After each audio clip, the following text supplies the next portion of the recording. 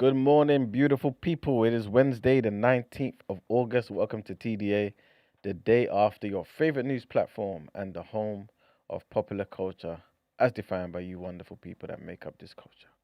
And of course, like we are every blessed morning, we're hosted by the very best. Brent, you in the building? I surely am. Good morning, blessed hump day to one and all. Big up, everybody.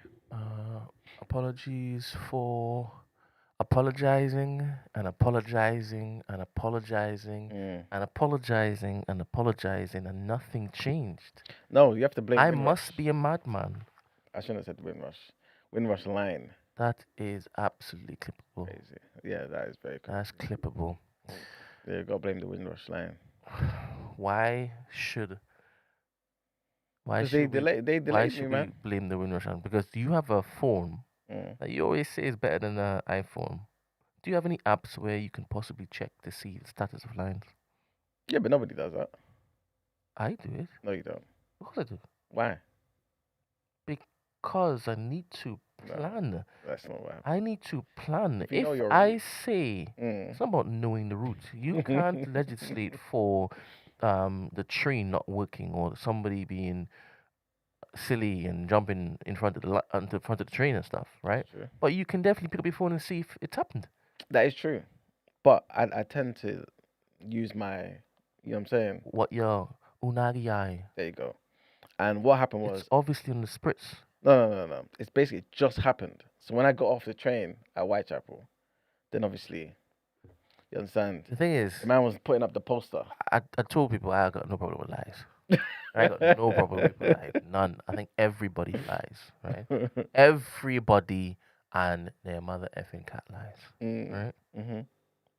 I It's don't like true. I don't like how it is that you use it like alongside your African spiritual beliefs. I don't know what you're talking I about. don't like how you're doing it.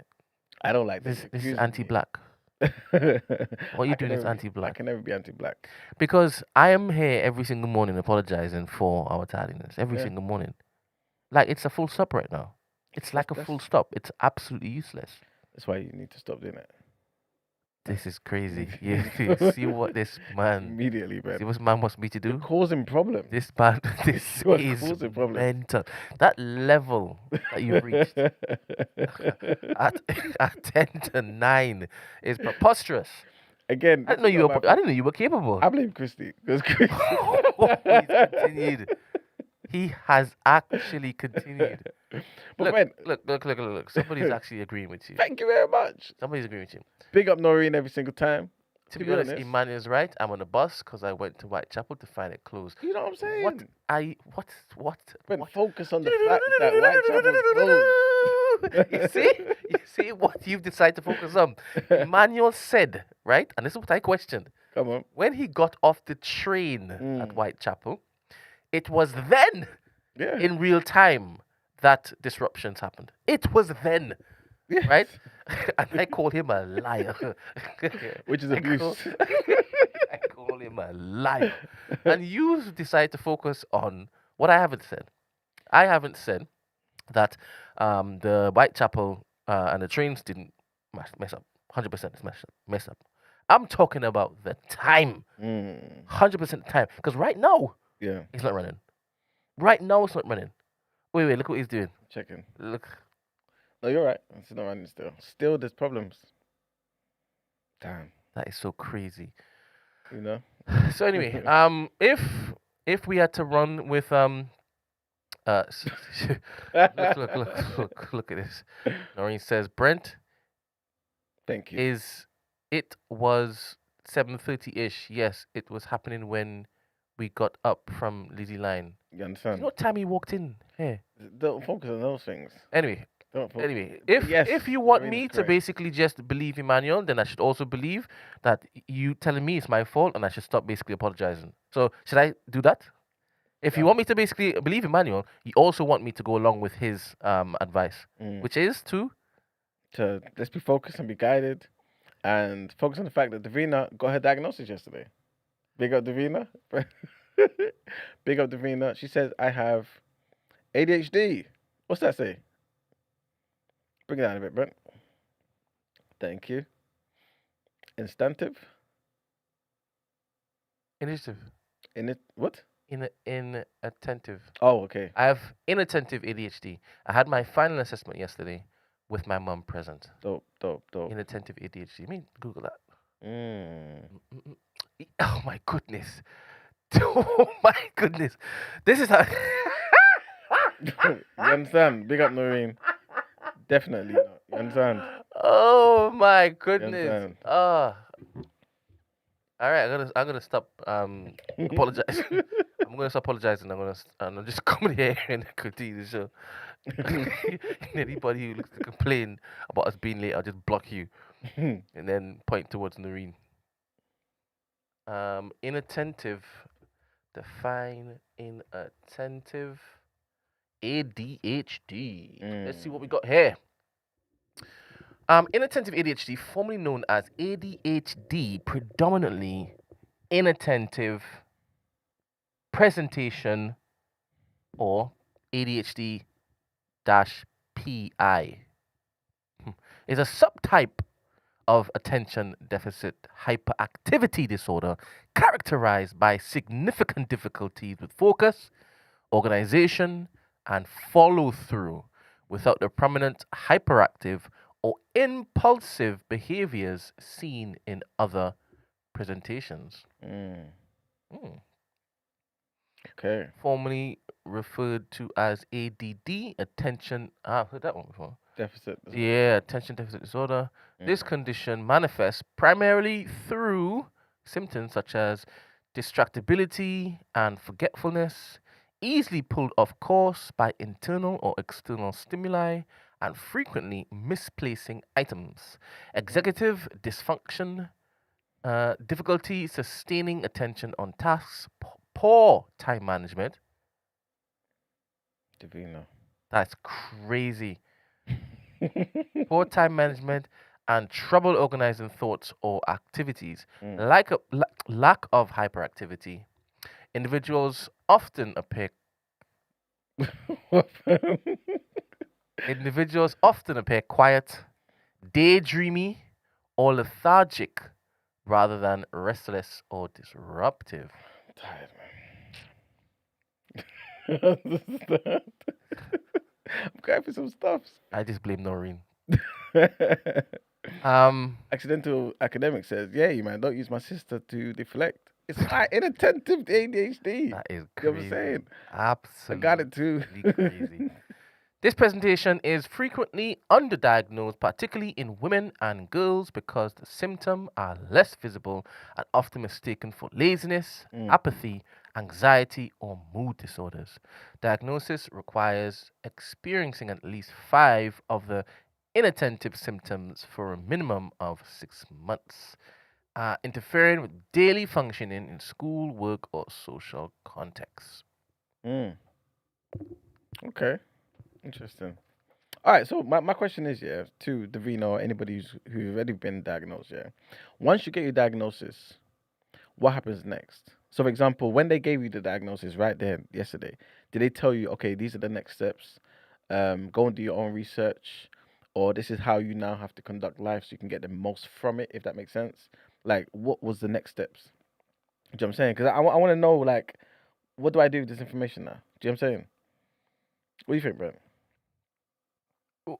What? Yeah, what do What do you think you should do now? No, I say You're what should not should crazy. anyone do? What should anyone Well, do? after Davina's just gotten it, so Yeah, we'll but wait for her to yeah, but we have respond. to wait for I I'm don't talking mind to you in the waiting. I meantime. wait for you every single morning. I've got no problem This is waiting. not true. This is not true. I'm usually here before you, and you know what I'm saying. Yes, you can say anything. Nori's just gonna back you up. She's just going to verify everything you're saying. Because Nori knows. Yeah, she does. You know what I'm saying. Absolutely. Partner in Starcrow asked crime. the question. You know what I'm saying? Did they give you meds? See, I forgot about that. Yeah, man.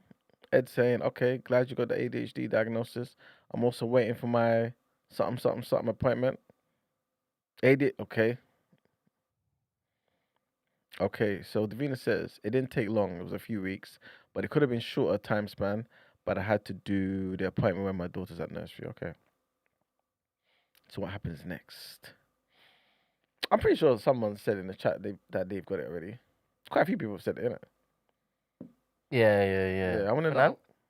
Yes, Fernand. That's the first time I knew about that yesterday. Yeah, well, he's mentioned it. Well, implied. Mm. Yeah, he's got something. Okay. But I guess he's taken.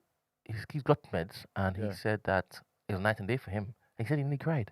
Yeah. You know how powerful I took that particular tweet Mm. because it was just blew my mind. Yeah. It blew my mind. I don't know if it's supposed to blow my mind because I guess people have suggested that meds work, but what they didn't say is what was happening before they took the meds. Mm. Because that tweet suggested, brother, there's like all of this activity, Mm. right? And the activity is having an effect on their physiology. Yeah. So much so that when it's now calmed, Mm. oh my goodness, Mm. Yeah. that's powerful stuff. Just imagine what it took to even discover what was needed to calm the mind. Like, how did they find out that, I don't know, some flour, Mm. probably some flour when it is that you heat the scientists, the STEM folk. Yes. Yeah. That's true. I was consulted on. They consulted me, or I consulted them. Whatever the right way is. I believe you. I You know believe what I'm you. saying? I believe you. I gave my expertise. Yeah, saying? shout out Noreen. Big up every single time. So, I believe you. as I, you I should. think that's wonderful. And in my mind, I don't believe they stumbled on it. I think like it's given to them in a dream. Or the beginning stages. Like they're sleeping and then like a Mm. voice says, go to the Andes, Mm. you know, Mm. and look for this particular plant. Mm. And then when you're sleeping, you say, why? Mm. Just do it. I hear it. Just do it. And that's where the Nike, Where that you understand? I knew it's it. all connected. Very much so. It's all connected. Even Dr. Mani jumped into the chat. She has ADHD as well. What? No, I'm joking. Don't do that. Don't do that. Don't do that. Thing is, I was supposed to believe you, but sorry, Noreen. That's not flying. Not that one. Not with Dr. Mani. Medication is completely. I think it's possible for Mm. like a clinical psychologist Mm. to have. ADHD. Yeah. Yeah, that's something. Yeah. Yeah, Of course. to be on the meds, though, isn't it? No?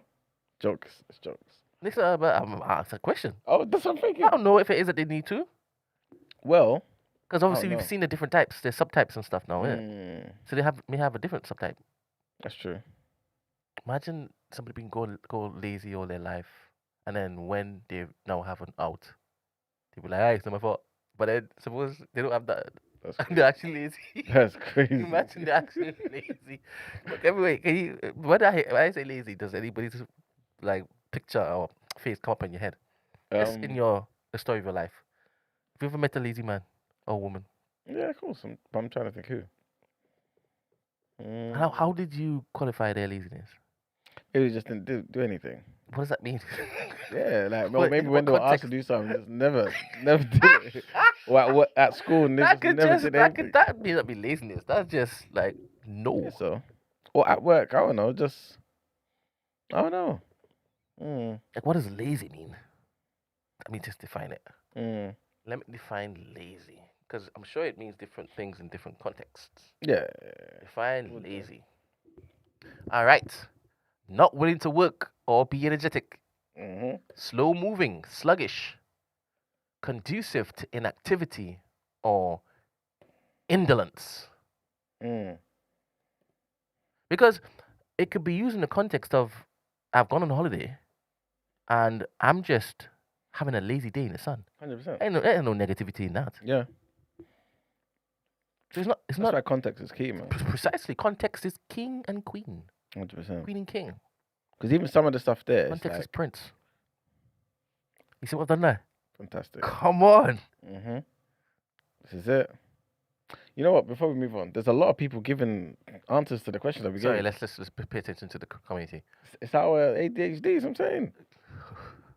Sorry, guys. All right. Fernand says, I don't know about others, but I got meds, and as soon as that was stable, they leave you to figure it out. That's fair. Mm. Hey, go forth Okay. and prosper. So then, what does that mean though? Does that mean, I guess, when you're figuring it out, yeah, you're kind of balancing. You know what I'm saying? Like, okay, cool. Now I'm stable. Because what does stability look like? Because you were stable because of the meds, right? If you stop taking the meds, you're gonna be unstable. I'm assuming. The Discord is open. I would love to have Ahmed on today because he's been leaving comments on YouTube, and yeah, he was really like impressed and proud of K Keep Price's fresh. his debut. Um, Big and up K the Price. question you're asking now, I would love to hear his response because Mm. how he was typing his story seems interesting, He's got very ADHD as interesting. well. Yeah, I think so. I don't know if that's the case, but I think so. I Mm. may be wrong. Okay. Okay. Um, boom, Irene. What happens depends on the individual. Either try, what does that say? Mhm. Pharmacological treatment, or therapy, or coaching, or a combination of both. Mainly depends on how much of an impact it is having on the individual's life. Mm. Gala Babe says it's optional to take meds. I think. Would you take it if it isn't quite into your mind in the manner in which is that tweet suggested? And how Finance said it was night and day, so much so that he cried. Mm. I think maybe if I had what the people are talking about, and I felt like, yo, my life is just all over the damn place, Mm. then maybe, especially if I experienced it. But I don't know. Like, to be honest with you, since probably yesterday, or since you showed them tweets yesterday, I've been thinking, how sure are people that it makes you like how neurotypical people are? What? Yeah, Okay, so you're saying after they take the meds, how sure are you that you're it not. levels you out in the manner in which they believe neurotypical people? Thank you, Okay. thank you. Because how do you know? How do you know we are what you've now become? Does that matter? I think it does. Why does it matter? If the effect, if the impact quietens the mind enough for them to cry, Mm, like whatever their new life is now, mm. it perceivably better than the previous. And I'm happy about all of those things. I think it's more so, and maybe I shouldn't be taking it to this Are you direction. neurotypical? I think so. Am I neurotypical? Yeah, You don't even know if it is that we have the same level of that's what I'm saying to you. neurotypicals. That's what I'm saying to you. And I think that's why problem is too big a word. Neurotips. Should we truncate it? Neurotips. That's tips. That's definitely a step a lot. All right. Yeah, we can't. I'll open it up again. No, Neurotips. you can't open that up. No. That's stuff a lot. I'll keep it lengthy. This. What? If you come on time, I don't do this stuff. All right. Sorry, Noreen. Because like you said, there's different levels in it, and we don't know. And I guess, yeah. This is where I wanted to go. It's almost like potentially you get to a place where people start comparing each other, Mm. and I think that's the part that I don't really like the sound of. Again, who am I to say anything? Why listen to me? But in my mind, it's like, okay, cool. You guys can do this because you don't have what I do, and I know what it's like being you, but you don't know what it's like being me. Do you know what I'm saying? I can go to that mode because of my meds, and I can see the advantages that you have over me. Do you know what I'm saying? And therefore, in life, we may start joisting in ways that I don't think is necessarily the best. I'm just seeing where I think it could go in the future. That's basically what I'm trying to say. Rather than it just being, okay, these meds help me, and that's it. It just helps me. Do you know what I'm saying? Cool. There's no I'm now like you. No, I think it's important. I definitely think it's important. Okay. Why I think it's important is because I think let's go. are you sure? Because you don't want to go back to and Oh, people's I'm comments. ready in 2030. You're okay. Never mind. Let's No, we do can what do you it. think. Let's do it then. All right. So why I think it's important is because there are people out there who don't have access to the meds. Okay. There are people out there who have to wait forever for the diagnosis. Mhm. Right. So during that particular time, they are at a disadvantage. Okay. Right. Because it's a silent thing, isn't it? Mhm. Disability Mm. for many of them. Mm. Right. So that's why I believe it's important to compare and contrast in a manner in which you're saying it might be detrimental to what the human spirit, the Mm. human experiment of like community and stuff. Was that? Yeah, but what? But see, what you've done there is you've mentioned the disadvantage thing, but you haven't necessarily tied it to I'm disadvantaged and you guys are in this position. Do you know what I'm saying? If it's just I'm disadvantaged and now this is how I level the playing field, okay, cool. Do you know what I'm saying? As opposed to I should have this or this should happen because you guys don't have this. And now I've got this and I see what it's like living you guys' life. I can see that da da da da da. Do you know what I'm saying? There's conclusions made about things that are not that you can't be 100% sure about. And I think that's what we tend to do as human beings in life. And then the long term effects are not necessarily always the best. That's basically what I'm trying to say. I don't have a problem with people saying, oh, they feel disadvantaged. You're disadvantaged if you have a headache. Do you know what I'm saying? And I could take paracetamol now, cool. But I don't know that the paracetamol automatically makes my brain function like yours now because you never had the headache. I don't know that. Do you know what I'm saying? I just know I don't have a headache anymore. That's basically what I'm trying to say. So there's a slight difference to me. I'm trying to. I'm trying to understand. Mm. You've lost me a little bit. Okay. Help me, Okay. because I think I know what you're trying to say, but I Mhm. want to be sure Mm. because I want to know if it is still I'm in disagreement. Mm. Go on, say it differently. Or say what you want to say, and then I can be like, okay, yeah, that's what I'm talking about. Or no, that's not what I'm talking about. So I can maybe tweak it from there. No, Okay. because I'll confuse you now. I don't want you Okay. confused. Um. Let me see. Let me see. It's almost like someone saying, okay, cool. Use examples. Yeah, I want to use an analogy. Okay, wait. Let me just read what Fernand said. This might help. I think the statement about neurotypicals is more an introspective thought. It's less about your advantage compared to the person's disadvantage. Okay, cool. Yeah, I think Fernand's understand what I'm trying to say, but it's and that's if it is taken that way. I think that's a good way because it's almost like saying, okay, cool. Introspective thought, yes, that's just how I'm thinking. This must be what it's like without my ADHD. Do you get what I'm saying? As opposed to saying, without my ADHD, I'm now like you guys, and you guys are like this, and I know that for a fact. When, like you said before, there's different levels of neurotypical. There must be, right? I just assume that. There has to I, be. I don't think anybody's the same. Exactly, exactly. So for somebody to then say, okay, cool, you have this particular percentage advantage over me, right? And I know this now because of how my meds have made me feel now and how I can now do everything 30% more efficiently. I now know that I need to have certain things in place to then be on your level. When the reality is, we don't know what your level is. We just know you don't have what I've got. Do you get what I'm saying? I think why I find it hard to understand is because I'm pondering whilst you're talking. Hmm. There are advantages that I believe that neurodivergent people have over neurotypicals. Exactly. Do you understand? Exactly. In certain tasks, Exactly. in certain arenas. I agree. That's why I think I may have kind of Mm. little, like logged out whilst Yeah. you were talking because But, I'm thinking, hey, but the mhm. reverse may be true. But what if those advantages remain and then with the meds, all the noise goes? Do you know what I'm saying? Am I really like you, or am I really now 20% better than you? Okay, Do you get what I'm Xavier. saying? You understand? Okay. Do you get what I'm saying? Yeah, yeah, yeah, yeah, So, yeah. so, so it will be wrong for me as somebody who has all the stuff, but now I'm meant to say, this is what all of you guys are like. I never knew. When the reality is, no, you're just that much better now because you've got meds. Do you get what I'm saying? I logged off again. Damn. Okay, good. Just go back to stage. Where you was, where you was. This is what I'm talking about. Because it sounded as though, and Mm. it could be my bias, you were then moving to be like, whatever new knowledge they have, Hmm. they're now using it to their advantage, and we should basically stop that. Oh no, not at all. Not at Okay, all. I don't think it okay. should be a stop thing. It's just more so the comparison thing. Yeah, yeah. You know what I'm saying? And what comparison can do for human beings and how I don't think it's always a good thing. That's what I'm basically trying to Mm, say.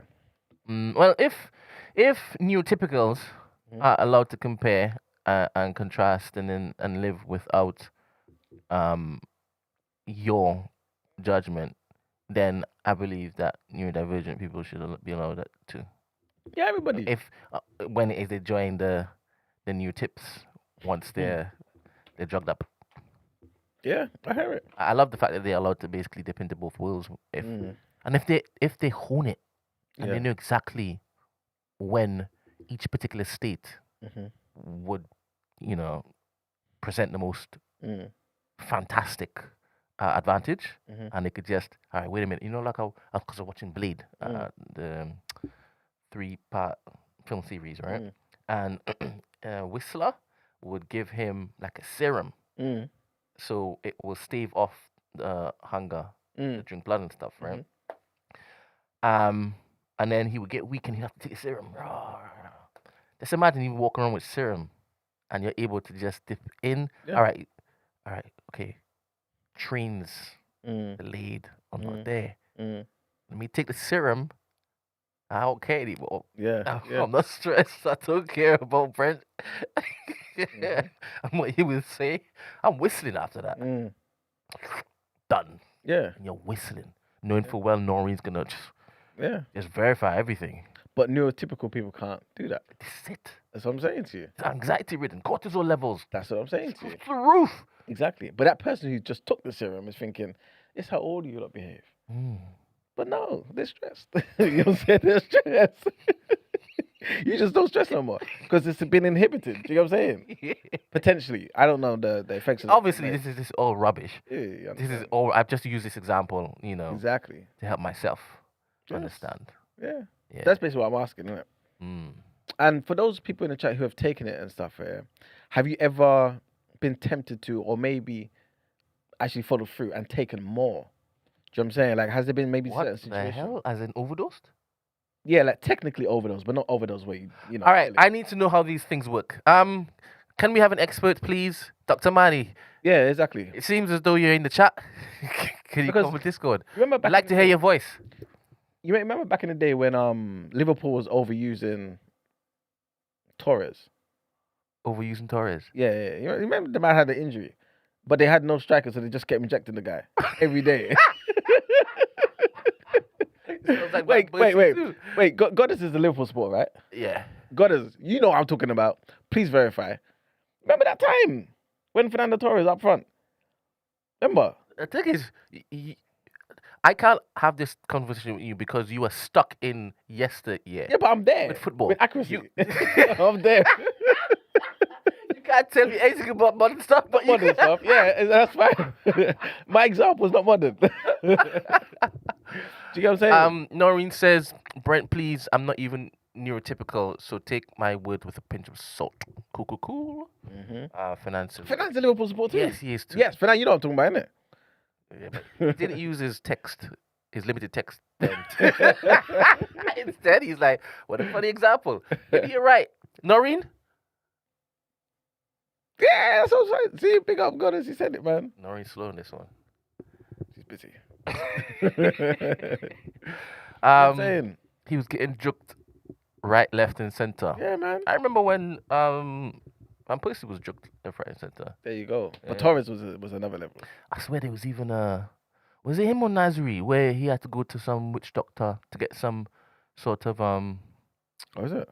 Yeah, some special. I can't remember what it was. Some blood that he used to put. Anyway, let me not speculate. I think I know what you're talking about. It was some funny procedure. Well, it wasn't a witch doctor. Wasn't it just like modern science? Where they used to do something with the plasma. Something. And they fortify it, give it back to him. Maybe. I think I know what you're talking about. Maybe. Yeah. Some nonsense. All right. Good morning, Dr. Mani. How are you? Hi, I'm good. You okay? Blessed and highly favored. Can you help us out, please? What's the question? All right. So the drugs, right? Yes. I don't want to ask about the drugs. What were you talking about? I want to know if people can not overdose, but if they use more than the prescribed drugs. Horse placenta. That's it. Horse placenta. No, it's not connected to what I've just asked you. Sorry, Dr. Mani. It was the horse placenta that they were given to get better quicker. Yeah. There you go. Sorry. Okay. Can you overdose on ADHD meds? Can you overdose? Yeah, it's not good for you. You have to you have to be carefully like monitored when you're using it. It can have effects on your heart, blood pressure, appetite, etc., etc. So these are all things that your psychiatrist would be monitoring whilst you're on it. So yeah, don't be taking it thinking you're going to have sort of superpowers. But doesn't that ever happen? That's why I brought up the Torres thing, where it's like, okay, cool. Let's just say this person manages on two meds, two I don't know, 500 mgs a week, right? But then they've got like a series of interviews that week. Do you know what I'm saying? Like, I'm basically asking, are people tempted to maybe do a bit more? And if they do a bit more, is there really a limit? Maybe you shouldn't be the one to answer this, because obviously you wouldn't want people to do it. You know what I'm saying? Yeah, but like, I'm not recommending this exactly. at all. You know what I'm saying? But is that a thing where people maybe think, you know what, I normally take 2, but let me just take a 3 this week. You know what I'm saying? And if and does it make them, you understand, function at another level? Don't do that. Don't recommend 100% it. don't do it, guys. Don't do it. So the thing is, these medications as well, they can have a more immediate effect, but it's not like you're going to feel this huge surge because you change your medication for one day. Okay. You know, and they say in your system you can have like fast releasing ones, and then slower releasing ones. So some people need to take like kids that I work with, they might just take it in the morning before school, and then by the time they get home at say like 4 or 5, it's kind of worn off a little bit. Okay. So it depends on the kind of medication you have and how quickly it works, and then how long you've been taking medication. So playing around with all of that stuff is dangerous. So don't just now take 3 tablets on one random Tuesday, because it's quite a complicated thing that you're messing with. And again, this might be a very ignorant question, yeah. But similar to the Fernando Torres thing, right? The best thing would have been for him to just get surgery. You know what I'm saying? But they needed him. So they just kept giving him the injections, right?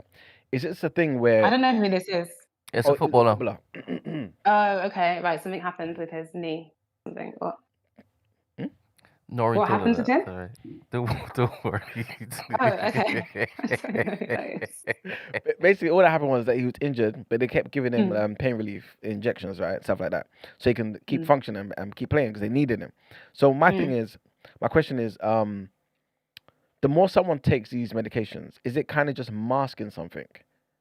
Or is this just life? Where it's like, if you don't do this, there is literally no alternative. You will just have the ADHD forever, sort of thing. And you need this to kind of be stable and function. Okay. So it is a lifelong thing. Okay. So ADHD is a neurodevelopmental condition. And what we mean when the word developmental is involved, it means that it's from birth. It's from when you're very young. So it's kind of how your brain is wired in a sense. Do you have to take the medication? Like, you can manage your symptoms with medication, or you can learn skills or change your environment to help you with those symptoms as well. So yeah, it's always going to be there. It's just about how you learn how to cope, whether that is through managing your emotions better, whether it's been using timers or apps or things that help you with organization, or you can just use medication as well if you want to. And what's the best way to describe this? Is it like, again, very ignorant here, but I want to just know, right? Would it be better described as a disorder? It's not a disease. It's what's the best way to describe it? Condition? In the name, it's a disorder. Okay. I think we're moving towards calling things conditions now. Okay. I think as well, this is my opinion and based on people I've spoken to as well, I think it's always great to just speak to the people who have the diagnosis and think about how they want to think about it as well. So some people say, like, if they have a diagnosis of autism, they don't want to be called an autistic person. They just want to be known as who they are, who happens to have a diagnosis of autism, for example. Okay. So I think it's best to think about it in a way that's just the way that someone's brain is wired, and society and the way that things are set up kind of means that their brain's natural default doesn't quite fit how we've designed things, shall I say. So because if you think about it, like, so I'm going to go with like children. they are told that they need to sit down at their tables and do work for an hour at a time. Mm-hmm. Where there are schools in different countries that maybe have a bit more of a free-flowing process and they allow them to get up. So in those schools, potentially you might see less referrals for ADHD because it's like you're allowed to do this. So if you're the child that gets up and does all of this stuff, okay, fine. Like they're not fussed about it because their society allows for that to happen. Whereas here, we don't have the same thing. So the system isn't set up for their default to be seen as okay, and then they become made a problem, and then we're told that okay, we need to diagnose these people. When in reality, maybe if we made some adjustments to society, it wouldn't be as problematized. You know? Yeah. I like that because then you would say that they may be neurotypical too. Yeah, that's true. Okay. Is that a good thing though? Dependent on the environment. Like, Yeah. let's say you've gone to the Andes again, Okay. and there are groups of people there, and Yeah. however they process things, it's needed for That dealing surrounding, this. yeah. You're not different. We are now because we we can't do 5 things at once. You understand? Yeah. Yeah, we don't have tabs in our heads and understandings. But where does it stop? Like, this is gonna be a very bad example. Forgive me in advance, guys. We make door sizes for a reason, yeah? The way they are for a reason. You might go to, I don't know, the Philippines or, I don't know, amongst the pygmy Twa people, and the doors is probably, you understand, maximum 5'9", or I don't know, because why do you need it to be up there? Do you know what I'm saying? Yeah. We also make them a particular width. You understand? That's crazy. So are you trying to get at basically how far do we go adjusting society if Crazy. potentially we could go so far that it becomes a problem? Is that what you're trying to get at? Let me finish laughing first. Give him a second. Give him a second. And this is who Noreen champions. This was a question given to me Okay. by Fernand. What? Did you just say Fernand? Fernand's my brother in arms.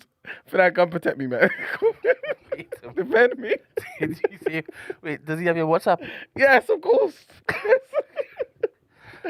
All right, no. What I'm trying to say is, yeah.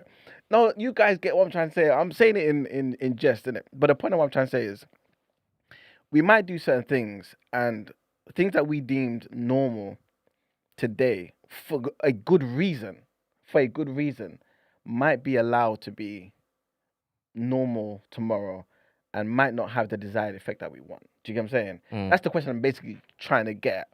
So, yes, Dr. Amani, we maybe should have more free-flowing classrooms and things of that nature. But back in the day, there was far less people who needed that. Do you get what I'm saying? So why is it today that we maybe... Do you get what I'm saying? Back in the Because argument. we have identified that there's more people that need it. Okay. I'm glad you said that. Now, you said earlier that the developmental kind of denotes something that you're born with. But you also said born with or develop kind of early. That's what you said, right? It becomes evident from young, before That's 6. what you said. Yes, exactly. Yeah. The reason why I highlight that is because, again, it might sound ignorant. Can ADHD be... Can you foster ADHD in a person? Oh, can we induce it later on? Yes. By doing certain things, by putting them in certain environments, by giving them the lack of something or giving them too much of something. Can we create an ADHD person, somebody with ADHD? Brent's brain is... I think So he understands what I'm saying. Yeah. Go on, sorry, Dr. Mani. I think what we are seeing is a real thing, is that there are attention changes like more globally in society, and that could be facilitated because of the use of phones that we have, and how convenient things are. It means that we haven't got our brain, it's what we call it's got plasticity. So basically you can mold it in a way, right? And as we're developing, if our brain doesn't develop in a way that gives us the skill to have patience, for example, because we're constantly using phones, then yes, our attention spans are going to be shorter. because that's how we're wiring our brains. Yeah.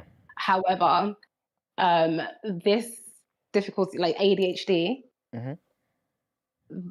this is a global difficulty. So those people, okay, that might have a bit more difficulty with paying attention, Mhm. you can probably get them to engage in things a bit better with some intervention. Someone with ADHD would have to exert additional effort. And what we know is that those young people, or people, sorry, I keep saying young people because I work with kids, so I always forget that I'm talking to you guys. Those people with kind of like that genetic ADHD, medication works better on them. People who have it from I guess society and how it's set up, the medication doesn't work as well. It does still, but it doesn't have the same impact. Does that make sense? But there's like research that shows that the levels of impact is different. So even myself, if I took some Ritalin, I would probably be a bit more hyper focused for a bit, but it wouldn't be the same impact for someone that has a diagnosis of ADHD. Yeah, 100%. So. And then with your thing about, go on, Brent. No, go on. With your thing about, are we making too many adjustments, basically? I mean, I'm not saying too many, but we could is that the potentially right go thing? too far. Is that a better way to say it? Maybe, yeah, and maybe just covering up or helping the symptoms as opposed to not putting things in place. Obviously, there's a trade-off with everything in life, right? But not putting certain things in place that kind of make these developmental things as prevalent as they are.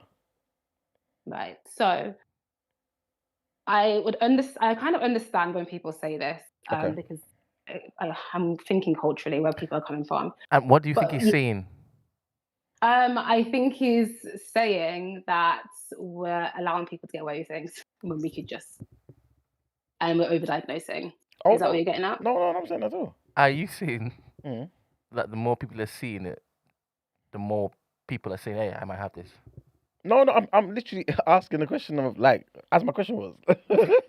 Obviously, I'm not taking it to I've another heard place. it. Dr. Amani said it, and both of us are wrong. So please. No, I'm literally just asking the question of like, if this is something that potentially, right, we have allowed to be more prevalent because of maybe technology, because of all the things that you just mentioned that messes up our attention, right? Because this wasn't the case 1,000 years ago, right? Or 100 or 500 years ago, or whatever it may be, right?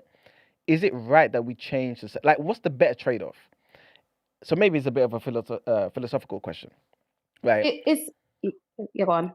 Like, is it a better thing where it's like, okay, technology gives us all of this advancement, so it's worth people having ADHD, and so it's worth changing society and making maybe classrooms more free flowing and making medication more accessible and all these type of things, so that we can have the advancements that technology has given us?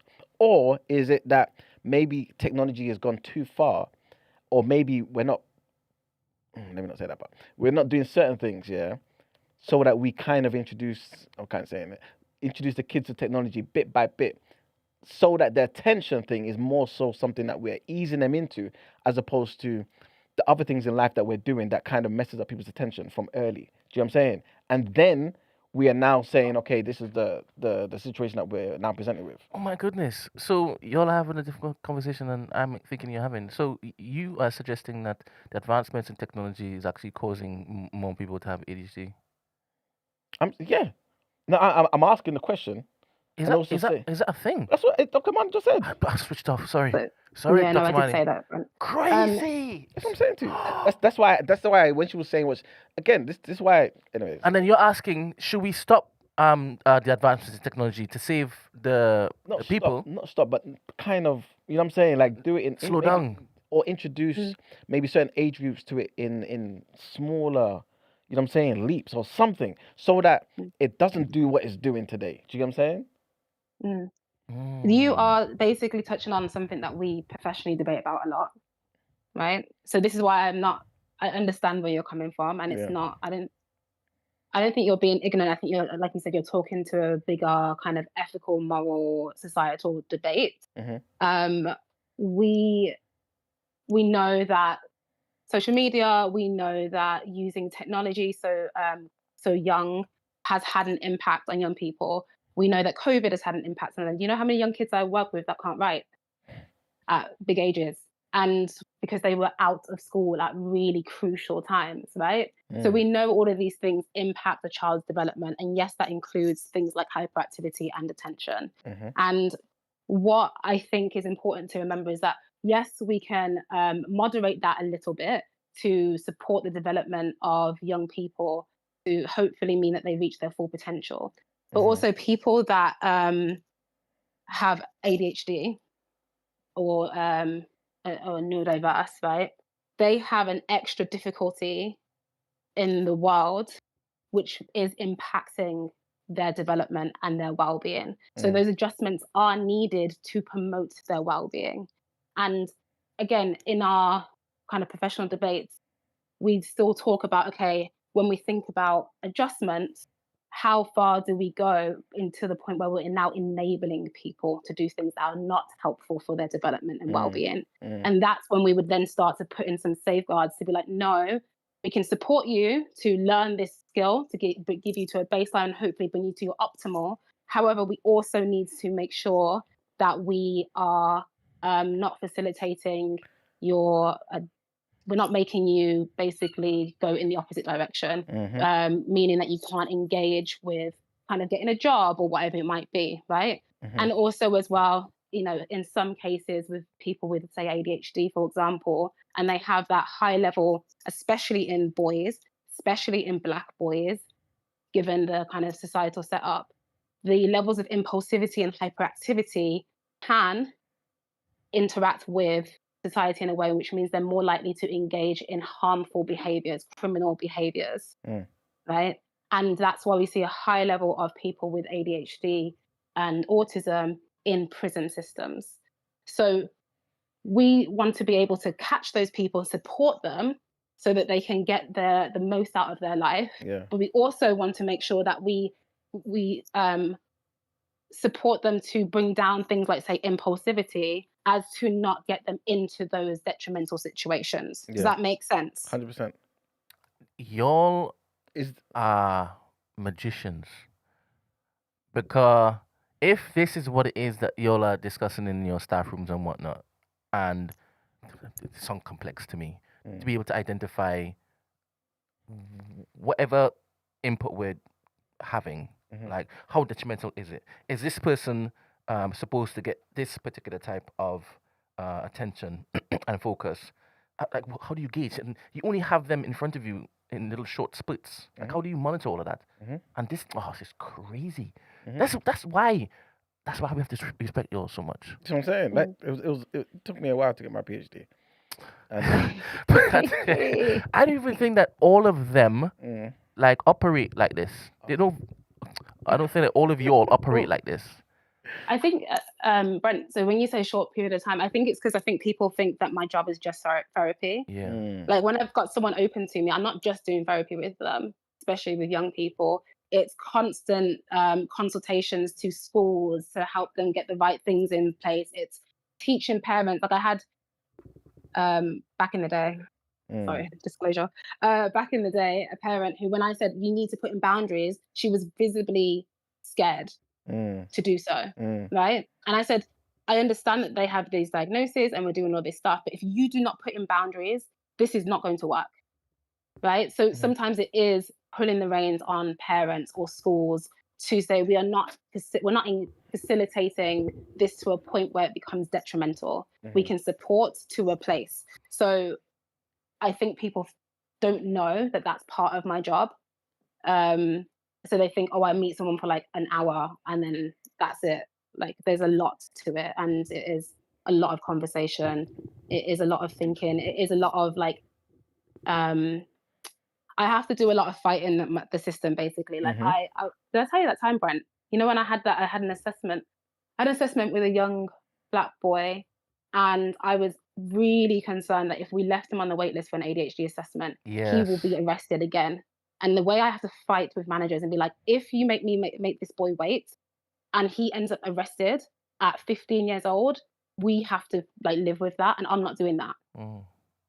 Because we didn't want to give him an assessment and potentially help him. No, that's not happening. So that's part of our job as well. There's a lot of advocating, thinking about the wider picture, thinking about society and how it's impacting the person, and how potentially, if they do meet these diagnostic criteria, I have to kind of predict what their life could be if we do not intervene right now.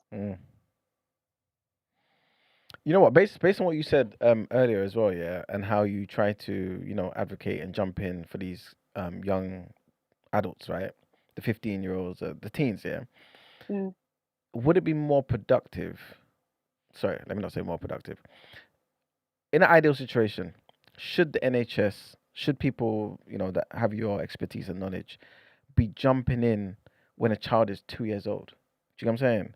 And making sure that those developmental things that are going to affect them in life when they hit the teens is basically nipped in the bud from when they're teens. Sorry, from when they're toddlers. Absolutely. This is why there's quite a few psychologists in policy and government, well, they're meant to be anyway, advising what we do with our money, i.e., stop taking money out of the communities where you can have people intervening quicker, allowing people to get worse and worse, whether that's in terms of their mental health or behaviorally, to the point where now they've reached like a service like mine. I'm a tier 3, which is like a higher level of severity, yeah. And there's 10 of us and 2,000. I've got 2,000 kids on our case, and there's 10 of us. Make sense? When some of them you could have been supporting from when they were younger. We could be having things like parental support in place from very young. We could be doing things like fighting domestic violence, because that's traumatic for a lot of children and it can impact them. We could be making sure that people have access to food and shelter. All of these things are preventative measures that are well researched. And we scream about it all the time. We do research about it all the time. However, the powers that be don't want to put money in those areas. That is all preventative work. All of that is preventative. Is this a chicken and the egg situation? Because you just mentioned this 10 clinical psychologists to what, 2,000? 2,000. Is it that those bodies need to be less stringent on pressing people about getting their degrees, their particular qualifications, or what's the answer here? Sorry, you need to change that, word it differently. How do we get more clinical psychologists? Is that the solution here? Yeah. To get more of them, and in order to get more of them, how do we achieve that? Because wait, because I've heard stories that even some of them are harassed. Yeah. Right? It's even difficult for them to even get through because of this, that, and the next, blah blah blah blah blah. And yeah, sometimes it's racism, isn't it? Is that where we can nip one aspect in the bud? Looking to change how these particular students even qualify?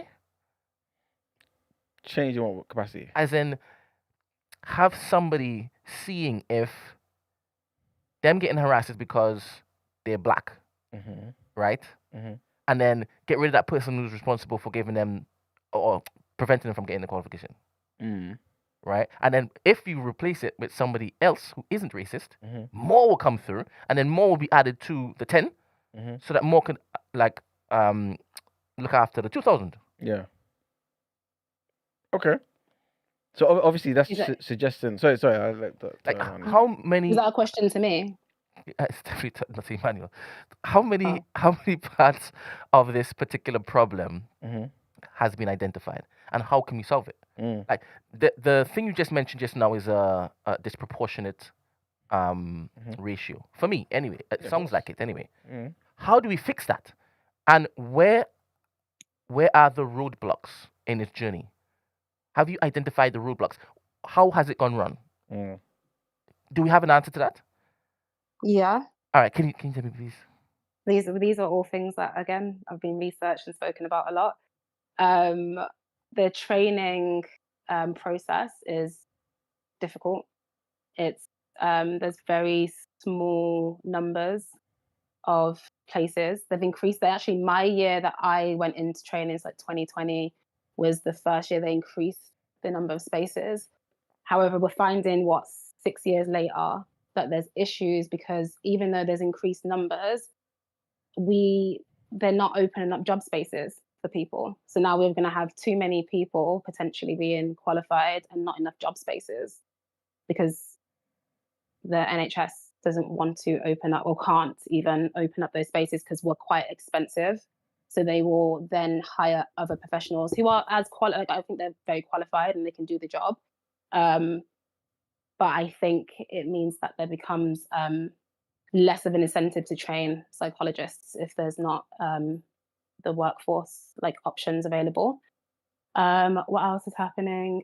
Do you want to think specifically about Black psychologists and issues around that as well? I Or are you think talking I, generally? I think that's where my mind immediately went. But I do believe that even if they're not Black, they could still be human enough to help those 2,000. So yeah, you can keep it broad. But I also want to Yeah. know the specific Black issues. I think that matters also for this platform. Specific Black issues. So so it comes down to where we're at economically as a community. So in order to be able to get the experience to get onto the role, a lot of people have to take really low paying or voluntary jobs. Now, if I could afford to do that, right, that's my privilege talking. When I was younger, I didn't have to think about rents. I was in a good position. But I know many of people who are probably as good as I was then, whose parents weren't able to let them live in their house for free, whose parents wouldn't pay for their rent if they needed to, right? So it means that I can't go down this job route, this career option, because I can't afford to do this experience. So economically, as a community, on a whole, a lot of us aren't in those positions to be able to take those low paying jobs at the beginning. And you have to do what you have to do at the time, innit? Money off your neck. So that's a specific issue. I think as well, there's been a lot of systemic racism for those of us who do get into the system. There's been claims that we are, as a people, aren't reflective enough. So a big part of our job is being what they call reflective and being able to show that you're a reflective person.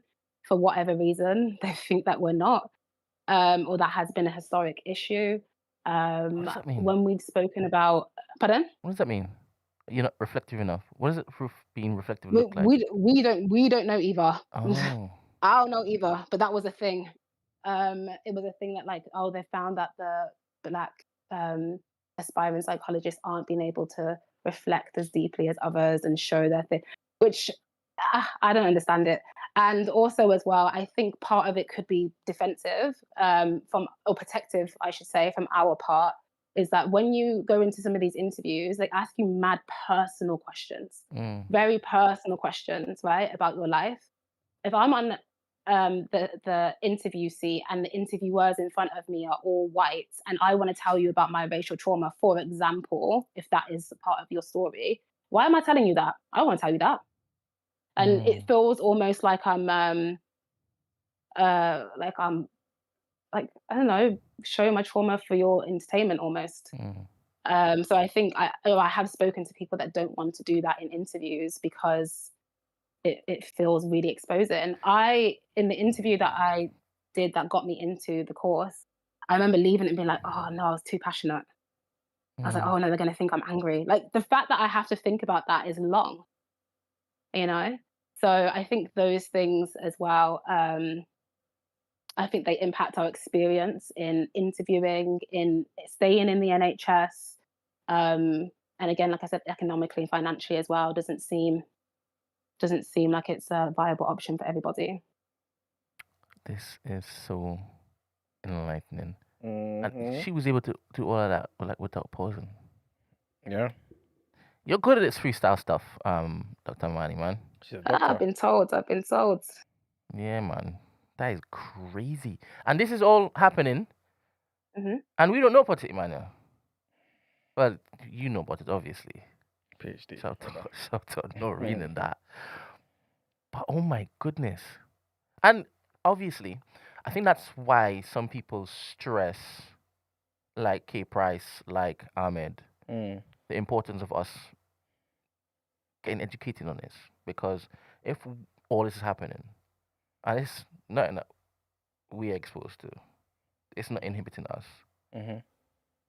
we should be more compassionate, empathetic, and considered when talking about their issues. Surely, do you agree or disagree? Yeah, of course. That's a safe bet. I mean, no, I'm joking. No, of course I agree. I said the same thing yesterday to K Price. But I do think ultimately, like, you got to hit it from different angles. You know what I'm saying? Like, this is why I mentioned the whole thing about stepping in early. You know what I'm saying? Like, obviously, I'm glad we're talking about it now, because if Dr. Money wasn't here and I said what I said, I'm pretty sure many of the chat will say I'm making crap up and being conspiratorial and things of that nature, saying that ADHD could be made, if that makes it, in an individual. Do you know what I'm saying? But, you know, it's clear. You know what I'm saying? In fact, what's her name? Igala Babe said, "Oh no, they've always been around." As in that I think people say this too much, and I think they just hear a wholesale argument and apply it to everything. Oh, you know, they've always been like this. And no, I personally, anyway, I don't agree. It's like saying, oh, diabetes has always been here. No, not to the degree it is today. Of course not. Do you get what I'm saying? Because people didn't just eat the nonsense that we eat today. There's more people with diabetes today than there would have been back then. You know what I'm saying? Because I can make myself diabetic. I can do it, Brent. You can do it. Do you get what I'm saying? You can't just, oh yeah, some things weren't diagnosed. People didn't know. Some things is just clear because it's just, you should know this. You know what I'm saying? So some things can be prevented, and that's basically what I'm kind of getting at. But obviously, the world is moving in a particular way, and I think, like you just said, and like Dr. Mani articulated, there has to be other things that kind of help us to manage and help people and support people who have these conditions and things of that nature. You know what I'm saying? But I think, like most things, it's always going to be an economics thing. That people need to be incentivized. And if people, like Dr. Mani was saying, are trying to get into this field of work, and you don't have the funds to support yourself to do all these type of things, how are you going to do it? How? You know what I'm saying? So, yeah, it's tough, man.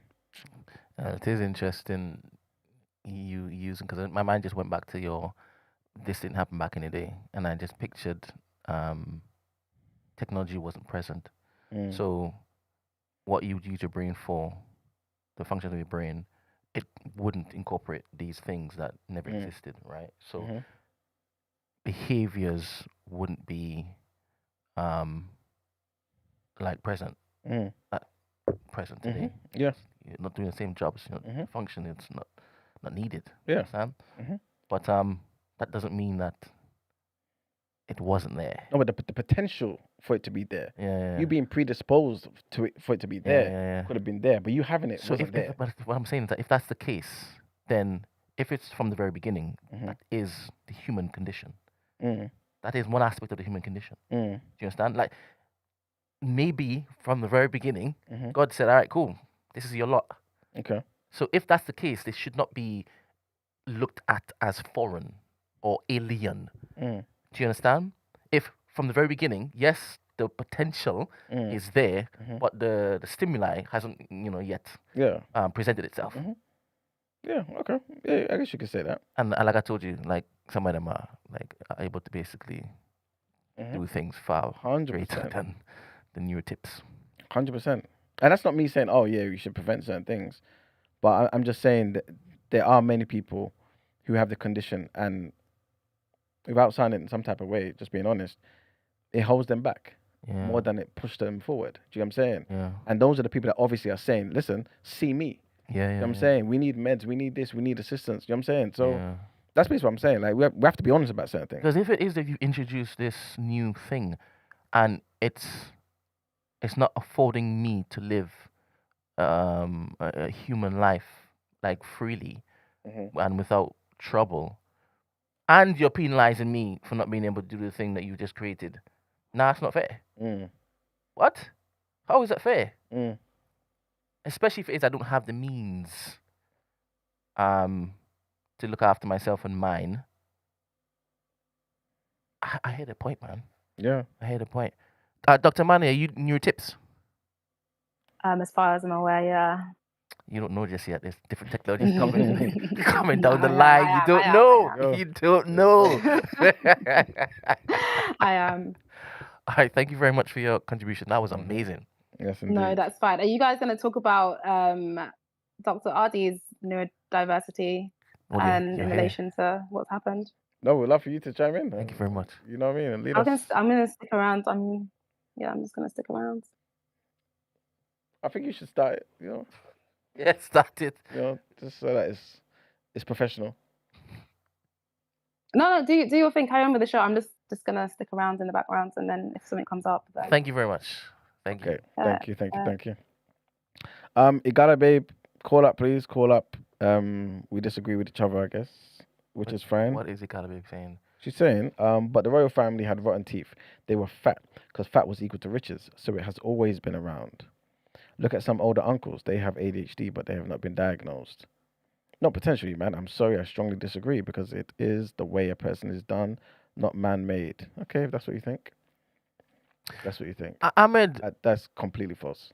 What? What she's saying. Sorry. Ahmed, I need to understand where your thoughts right now. Your last comment says that Discord call would have been so detrimental to me. Lol. This is effing crazy. Are you live or are you watching on playback? Let me know. In fact, you won't hear this if it is that you're watching on playback. But you're typing live though. And what's he saying insanity to? What part? I don't know. I want to know. Because remember I mentioned that he's one of the people that I would love to have on Discord to talk about this because with the tweet that I put up yesterday, like it really blew my mind. Because I was there thinking, like, so what does your mind go through? What is actually happening there? What does that look like? How does it feel? All that stuff is so interesting, and I want answers, man. Well, he said he's behind. I hear you, but if he's behind, how is he typing in real time? And that means is he reading the chat? Hey, question. If you're watching from behind, you're typing, your comment doesn't come up in that particular stream, does it? Because he might just be doing what he does on YouTube. Just watch it and then type. Yeah. So he's not really paying attention to the live chat. He's like, all right, at this point, I feel this way, so I'm going to leave this comment. These are my thoughts. Bang. Yeah. Okay, cool. Yeah, I think that's what everyone's saying. Fair. Everyone's saying he's behind. Fair. Well, when you reach here, I love you, Ahmed. You say it too. You understand? So I love you too. That's what I love he everybody, said. man. I love everyone. That's what he said. I love you times 2. All right. So when it is you get here, hopefully you get here. You know that you're loved. Let's do headlines, please. Let's do it. Don't go nowhere, Dr. Amani. Yes. And the Gala babe, call up. Yes, please.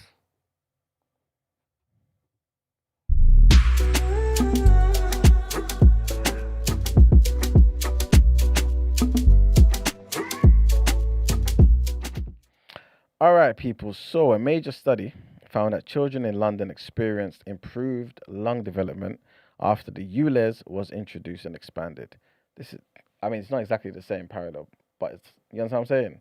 Because we're doing things in life that's going to make things harder for certain human beings. Yeah. You see what I'm saying? Yeah. And then when you kind of pull back on it now, you're going to see, this is what anyway.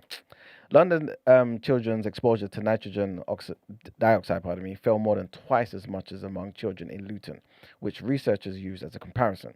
Scientists tested children aged 6 to 9 annually between 2018 and 2022, including measuring how much air that they could forcibly exhale in 1 second. London children's FEV1, which is basically the forcibly exhale in 1 second, measurement, improved by an additional 10 milliliters per year compared with children in Luton. The proportion with clinically impaired lung function also fell from 14% to 9%. Imagine. People had clinically impaired lung function and that went down. You're going to tell me it's always here. Oh, you're talking to Igala babe. It's all linked. Igala babe. It's all linked. You can't tell me it's always Your there. ability to string things together and compare and contrast in real time is it needs to be studied. I have an attentive AD. That is absolute. I love you, Ahmed. This is the type of stuff that infuriates him, you know. I don't care. Listen. This is all about the reality. I don't lie to black people. I don't. For what? I'm just saying the fact. Because what? Anyway. I wish you had a PhD in the myriad of subjects that you claim to have expertise in. I wish you had. You know what? I need to listen to my good brother Fanan. Yes, you're right. Fanan, I apologize. It's true. I'm not going to mess up with this last hurdle. I'm not going to let them get me. All right. Researchers said that the findings provide strong evidence, but you understand what I'm trying to say. Right? You understand? Look at this guy. Sorry. You're doing an Let me go Isaac. back. Let me go. No, I'm definitely not. That may Definitely be the not. thing that will stop you. No, You're no. behaving like Isaac. Stopped All right. immediately. Done immediately. All right. Researchers said that the findings provide strong evidence that reducing traffic pollution can protect children's development and suggested ambitious clean air zones should be considered by cities globally. The mayor, Sadiq Khan, said that the findings vindicated their decision to expand the ULEZ despite criticism over its cost to the motorists. Next headline. A reporter from 404 Media used an Apple AirTag to track a shipment of old books, uncovering a little-known Amazon operation in Las Vegas, where books are reportedly cut apart and scanned. The investigation began after booksellers noticed huge bulk orders for older and obscure books. So one seller, right, placed an AirTag supplied by the publication inside of a shipment of around 1,000 books, which eventually arrived at Amazon's Las Vegas 8 facility. Inside the site is a separate operation called a VGT3. This is where the workers reportedly receive the books, they scan the barcodes and cut off the spines so that the pages can be scanned quickly, right? Amazon has not confirmed that the books are being used to train AI, saying only that it purchases books to help develop and improve its products and services. However, the article argues that the circumstances strongly point towards AI training. Wow. Obscure, previously undigitized books provide valuable human-written material that predates the recent explosion of AI-generated content. I want a job. I want the job where somebody has a inkling that something's happening that's wrong, right? And then they call me. They give me the information they know, right? And they let me run with it. And then I'm like, cool. Who the players? Okay, AirTag and this. All right, I've identified somebody. It's Amazon. Yeah. All right, let me follow that and then follow up from there. That would be such a great job. But I don't know how to basically fix my rate. Like, how would I? Would it be on, like, I don't know, upfront fee? Would it be half now, half later? Because does it depend on who I'm going after? Because Amazon is a big fish. Very big. Yeah. And if it is even not included, it's probably training AI. That's an extra evil. 100%. 100%. And I'm risking my life now. It starts with the AirTag, yeah, but once you find out that it's not in that fella's property, yeah, Yep. risk of death probably goes up. 100%. I have to add a couple extra zeros. Kind of reminds me of remember Alex Jones when he was following certain things. Remember, and he went to the Grove and he went to certain places. Remember? We went to the Grove. Yeah. Biker. Biker. No, not back. The Grove, as in one of those in clandestine places. Yeah, secret society places. Okay. Where's Black Rob? He'll tell us in 5 seconds. Yeah, and obviously he was risking his life on certain things because obviously he had certain leads. Like you're saying, you know what I'm saying? Like, Sorry, I've never watched this series. What was he filmed as well? you know. Because it sounds like it was. They filmed it. Like, Bohemian Grove. Was he like talking like this? And oh my goodness, have you seen the house? No, I don't think he did all that stuff. So was he just sat behind his microphone talking about where he went and whatnot, or was he in the field? No, I'm trying to remember, but basically, no. The footage I have in my brain is literally in the forest, right? So he was doing that. No, but I don't remember him looking at the camera saying, "Yo, guys." Nobody normally comes here. If you Yeah, exactly. I don't remember that. you can maybe see this, that, and next. I don't remember that. I just remember that. He kind of was moving, or whoever had the camera was moving. Yeah. Then he showed the lights of the big building that Yeah. was in the middle of nowhere. Yeah. And certain people was walking, I think, to the entrance and all that type of stuff. Yeah, 100%, man. Yeah.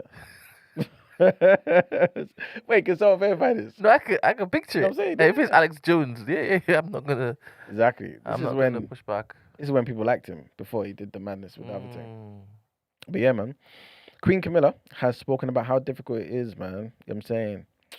For the whole situation with King Charles. You know, got a diagnosis of cancer. Yeah, man. Yeah, so obviously, long story short, she's been dealing with it, saying it's been hard for her to deal with it before this was announced publicly back in February 2024. She recalled visiting a Maggie's Cancer Support Center shortly after learning of the diagnosis and said that she was longing to let it out while speaking with patients and families, but knew that she couldn't say anything. More than 2 years later, the King is still receiving cancer treatment, although Buckingham Palace says that his health continues to move in a positive direction. The type of cancer he has never been disclosed. Yeah, so we don't know what he's got. Mm. I don't know why I thought it was prostate. But anyway, next headline. Two British transport police officers are being investigated. Trigger warning here, guys. This is about sexual assault. Trigger warning. Two BTP police officers are being investigated over alleged failures in handling two sexual assault cases involving Simon Levy before he went on to commit further serious crimes. Levy, who's 41, was given a whole life prison sentence after murdering Carmenza Valencia Trujillo, who's 53, and also Cheryl Wilkins, who's 39, as well as raping another woman and leaving her for dead. Levy was first arrested back in November 2024 over sexual assaults on the London public transport, but was repeatedly released on bail. Imagine while the investigation continued. During this period, he committed further sexual assaults, rape, and murder. The IOPC, the Independent Office for Police Conduct, will investigate whether two BTP detectives failed to properly progress and supervise the original investigation. BTP says it referred the matter voluntarily and will fully cooperate.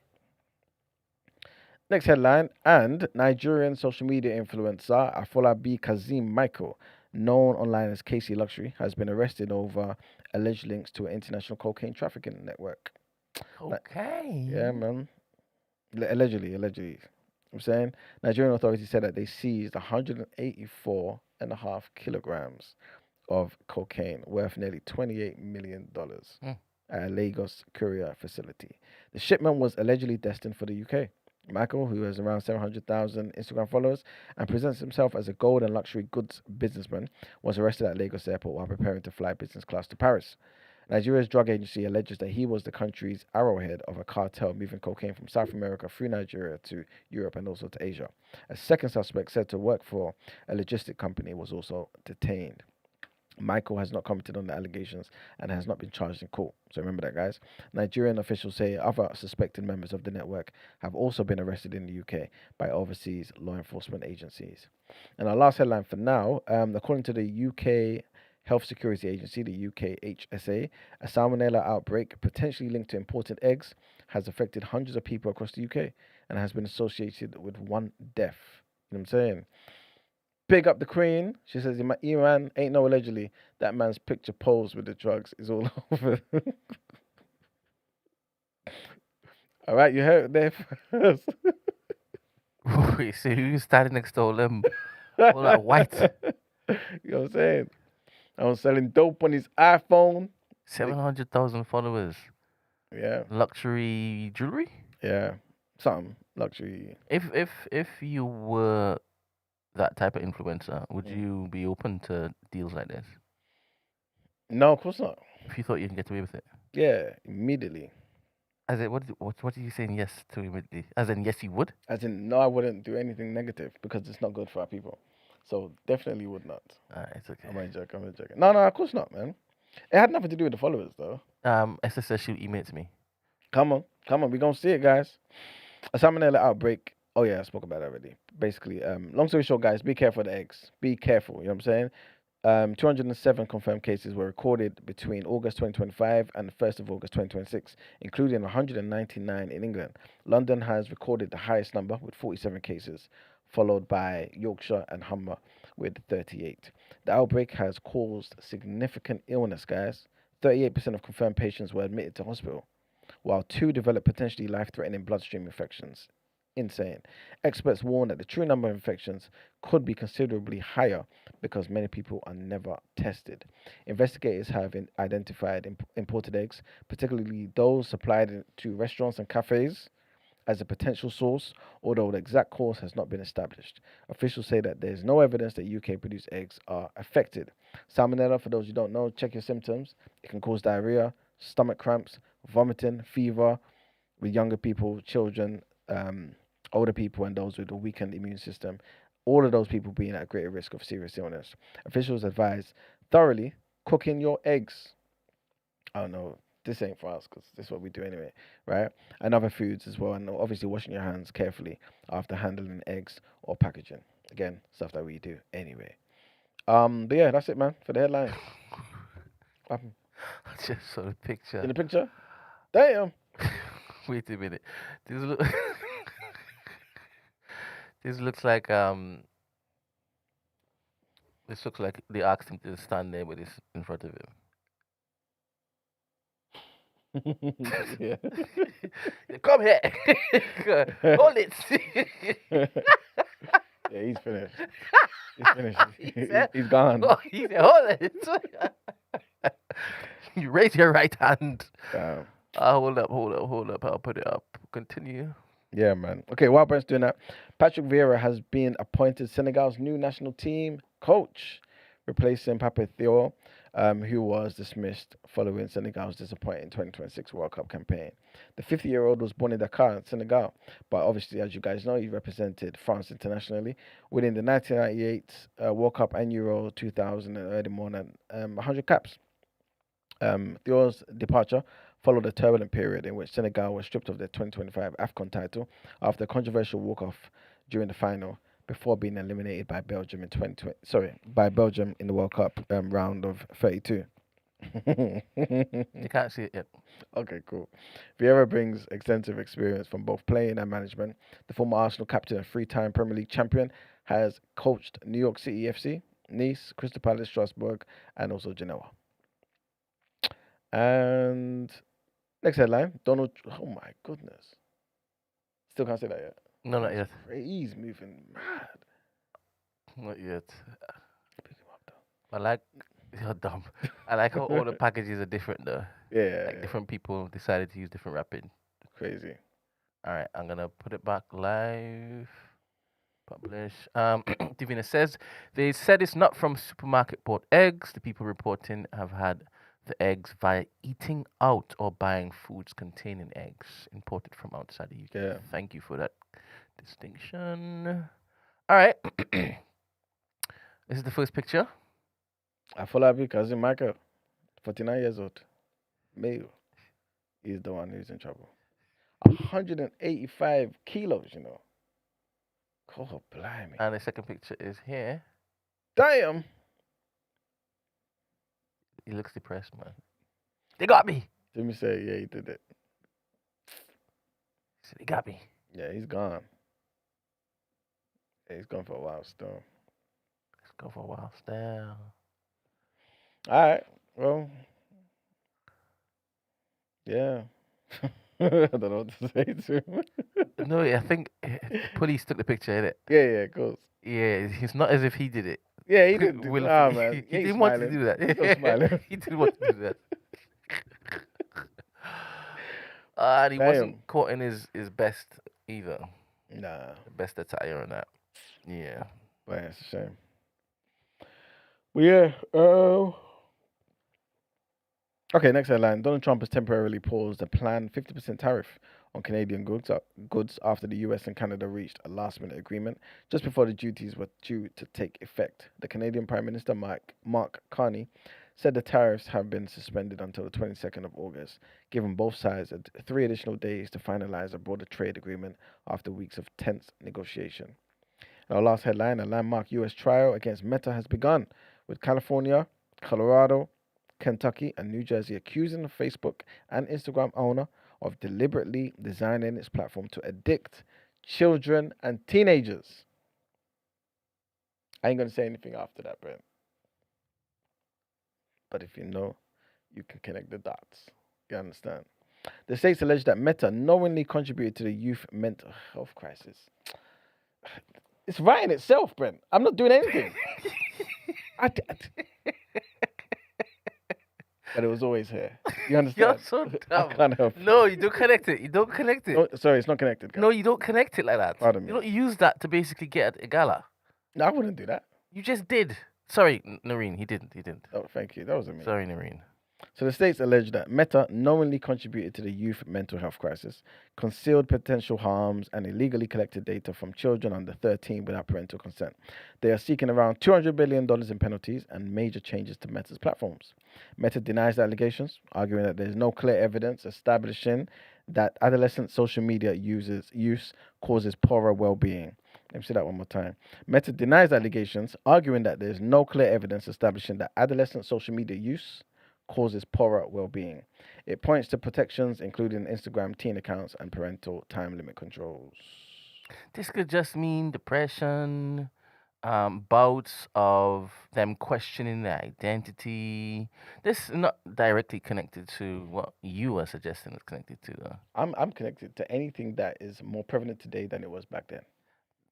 That's what I'm connected to. It's just a broad fishnet that you just. I'm basically saying that we can't just wholesale say everything today was there back then. No. You're doing it again. It's basically your question. Well, wait till she comes to Discord, isn't it? Big up, Johnny. You know what I'm saying? Good evening, family from the Samoan community, Australia and New Zealand. G'day, mate. Big up. Dingo ate me baby. What? A dingo ate me baby. Dingo. A dingo ate me baby. That's the saying back in the day. A dingo ate me baby. It wasn't a kangaroo ate me baby. It's a dingo ate me baby. Damn. But g'day, mate. G'day. Were they eating babies though? No, I don't think it was like what Trump was saying. Okay. That's for real. Yeah. They eating swans. Was in the UK. Was it so? It was. What was Trump saying? What animal? Eating, was it cats? Cats and dogs? Cats and dogs. Yeah. Cats and Crazy, you know. I think that Nigel Farage was saying they're eating swans in Hyde Park. And then he showed a video of one of them grabbing a swan. That is crazy. And they said, "What are you going to do with that, mate?" He dropped the swan on the ground. That is crazy. We must just take turkey aside, right? Yeah, 100%. 100%. I went to an event and they had it. Yeah. Very nice and succulent.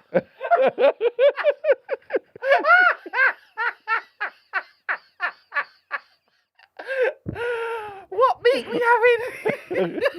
Where'd you get? What market? You're going from Hyde Park, mate. Just walking around. Imagine. just, oh man, crazy. Australia is having a tooth war at 41 tobacco stores, firebombed in 2 months. It's getting worse. You are now our Australian correspondent. Please keep us abreast with everything that's happening down under. Can I ask a Down question under. that might be ignorant, Johnny? Why do you say Zealand and not New Zealand? Is there a particular reason, or is that just you shortening it? Because you never know. It might be a part of, I don't know, modern New Zealand that they don't acknowledge. Yeah. Being Samoan and that. You never know. Yeah. Would be good to know. But yeah, all right, cool. Headlines done. Just looked it up, and they were parents were innocent, and a dingo did in fact take the baby. Damn. Yeah, a dingo ate my baby. Take or eat? You know what I'm saying? Because you said eat. It wasn't. A dingo took my baby. You said ate my baby. Yeah, a dingo ate my baby. I think so. You remember how you just remembered Torres? Yeah. I remember this particular scene. A dingo ate my baby. Yeah, man. I hear it. All right, let's move on to topic of the day. Yes.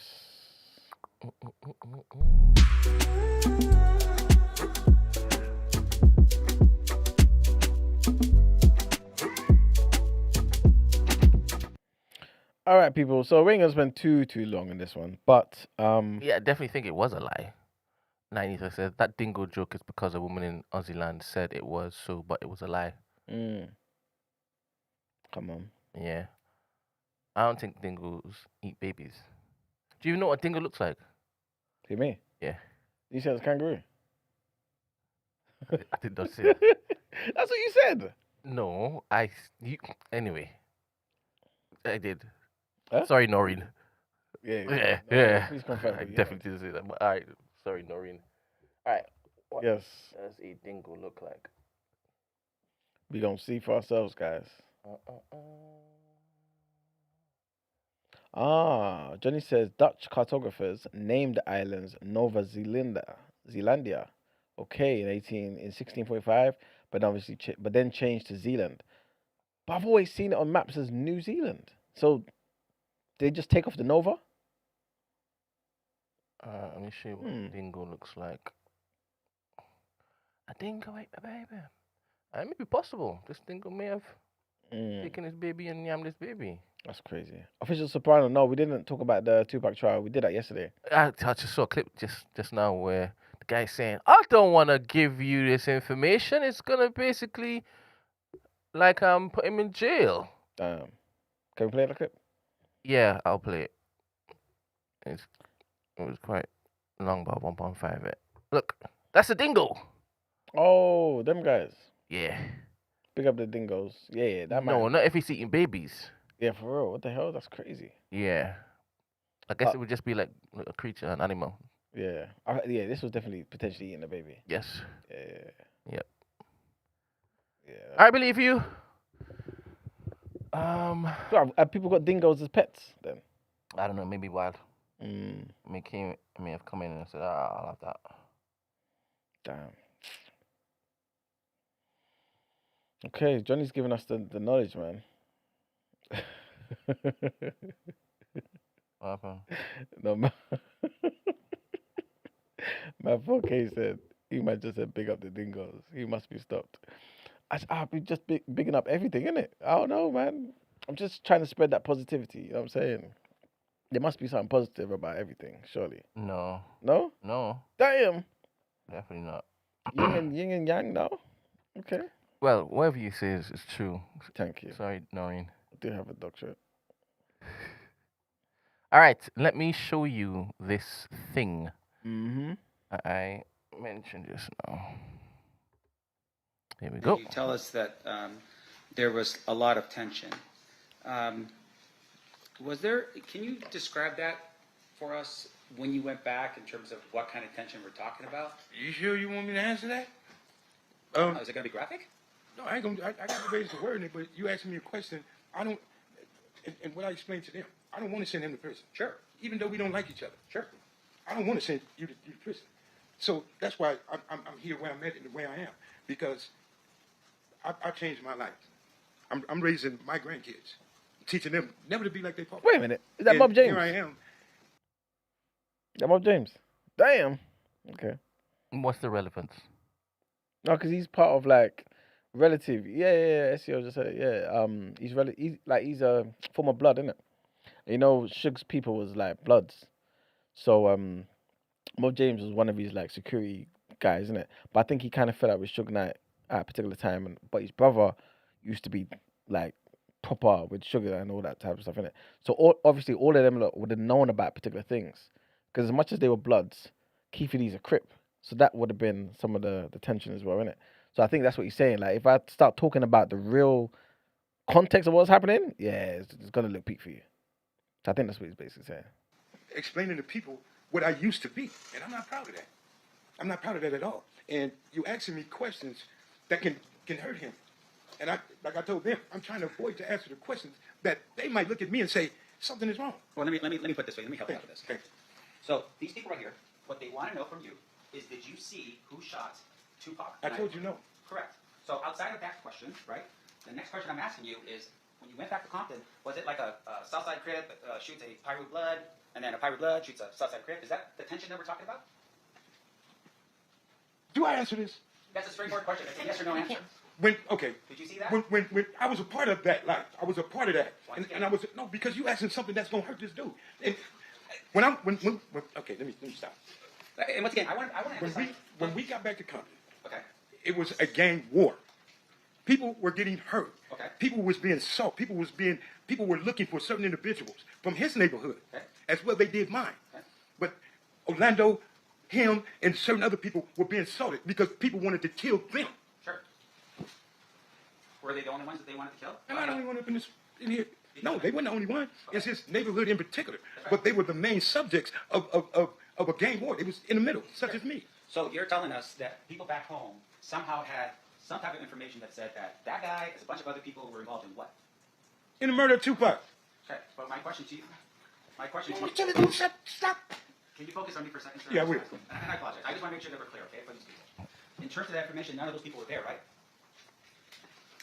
What people you be speaking on? The people that was already in the neighborhood, or the people that left Las Vegas that same night Tupac was shot to go home, bear their arms, and go to somebody else's neighborhood to look for somebody? They had to pay it back. So once again, my question to you is that the information that I'm asking about is the people that back home, you're saying were eyewitnesses to this?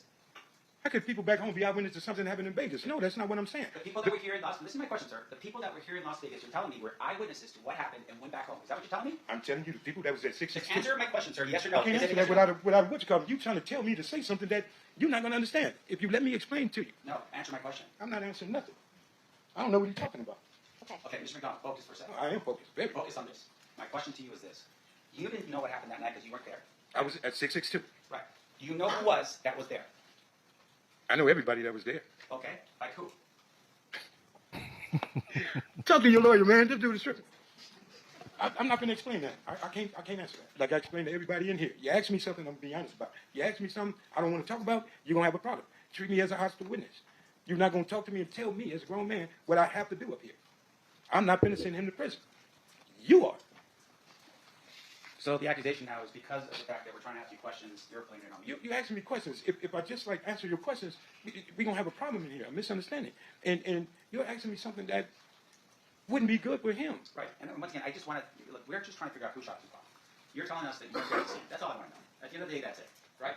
Was I in Entourage when Tupac got shot? No. Okay. Nothing else, right? I was at 662. I mean, that ain't hard. That's easy math. Okay. No further questions. Anything further, Sage? All right, got one more phase, and then we'll let you out of here. Damn. Isn't it cool that when gangsters get older and they have children and then grandchildren, they completely change their way of thinking, outlook in life, In what way though? the way they just suggested. What, as in putting someone in prison? No, Which way? I don't want to be talking about stuff that I used to be. The man I used to be, I don't want to be talking about it now. I mean, I got grandchildren now. Yeah. But he probably still would kill. Still will. I mean, probably to Still protect work, to yeah. protect himself. Yeah. Yeah. So he can be with his grandkids. Yeah. 100%, You man. can see them grow up. But yeah, okay. This trial's gonna be interesting, I guess. Do you think he's gonna be found guilty? I don't know enough of the evidence and stuff. Yeah, I don't think so though. I think most people know it was the other Don that killed Tupac. Oh. So Keefe D didn't. Nah, I don't- Which Duncan? his nephew. What's his name? Orlando Anderson, I think it is. Okay. Yeah. But yeah, man. All right. So there's a couple clips that I want us to play if you go to the topic of the day section, but Yes, sir. and this, to be fair, the episode is we could use this for tomorrow, to be fair, because the episode is, you understand, we started on time. But What did you say? it's not relevant. That on is topic. crazy. So the first one, which video am I playing? Is it in the intro? No. All on the topic of the day. Okay. Okay. Pew. And basically the point of this is it's just to speak about the backlash, innit? That's basically what the point is. That's the point of this topic of the day. How do you guys in the chat feel about the backlash that is now being put all on certain people in the media? You know what I'm saying? Like the Guardian, the writers there, because obviously I think I saw a post talking about certain writers and how many times they were talking about Jason Arday. Yep. Certain guys talking about him like 8, 9, 10 times and all them type of things there. So Nigerian guys naming there as well. He added to the onslaught. So now obviously Jason Arday, sadly, he's gone. People are obviously, you know what I'm saying, like frustrated and want these people to take some sort of accountability. And now the Guardian, for example, they came out and said, "Yo, guys, you don't need to relax. I don't think we've done anything wrong to some degree." I'm going to read out what they said in a minute. But this clip here from Lin May, I know a lot of you guys are fans of hers. She's just basically talking about the hypocrisy. You know what I'm saying? That somebody could be convicted of a particular thing, seen as fraudulent, and from a different community, have a certain, I guess, position in the world, right, in the government, but somebody else from the black community, you hound to the point of death. Do you get what I'm saying? So, yeah. I've had to come back. I've had to come back and reinforce Louise Hay, the Labour MP. Hang on, you're not hearing me. I have to turn off the fan. I have to turn off the fan because you need to hear me. Louise Hay, Labour MP, Secretary of State for the UK, is a convicted fraudster. You're not hearing me. Ha ha. Convicted fraudster. Yeah? And she is in a position of power. Don't chat to me about Jason Arday. I'm not trying to hear anyone say anything. I'm not justifying what he potentially could have done or her. But let's be consistent. And you know I'm going to call out the hypocrisy and the fuckery, the inconsistencies. Yeah? Because our politicians, if they even leave a position, they slip right into another huge position of power. And this is why. Okay, you lied on your CV. Maybe you had barriers and you needed to cut through and get further. Again, I'm not justifying it. But until the politicians stop lying, don't chat to us. Do not chat to us. I've had to come back. I've had to come back and reinforce.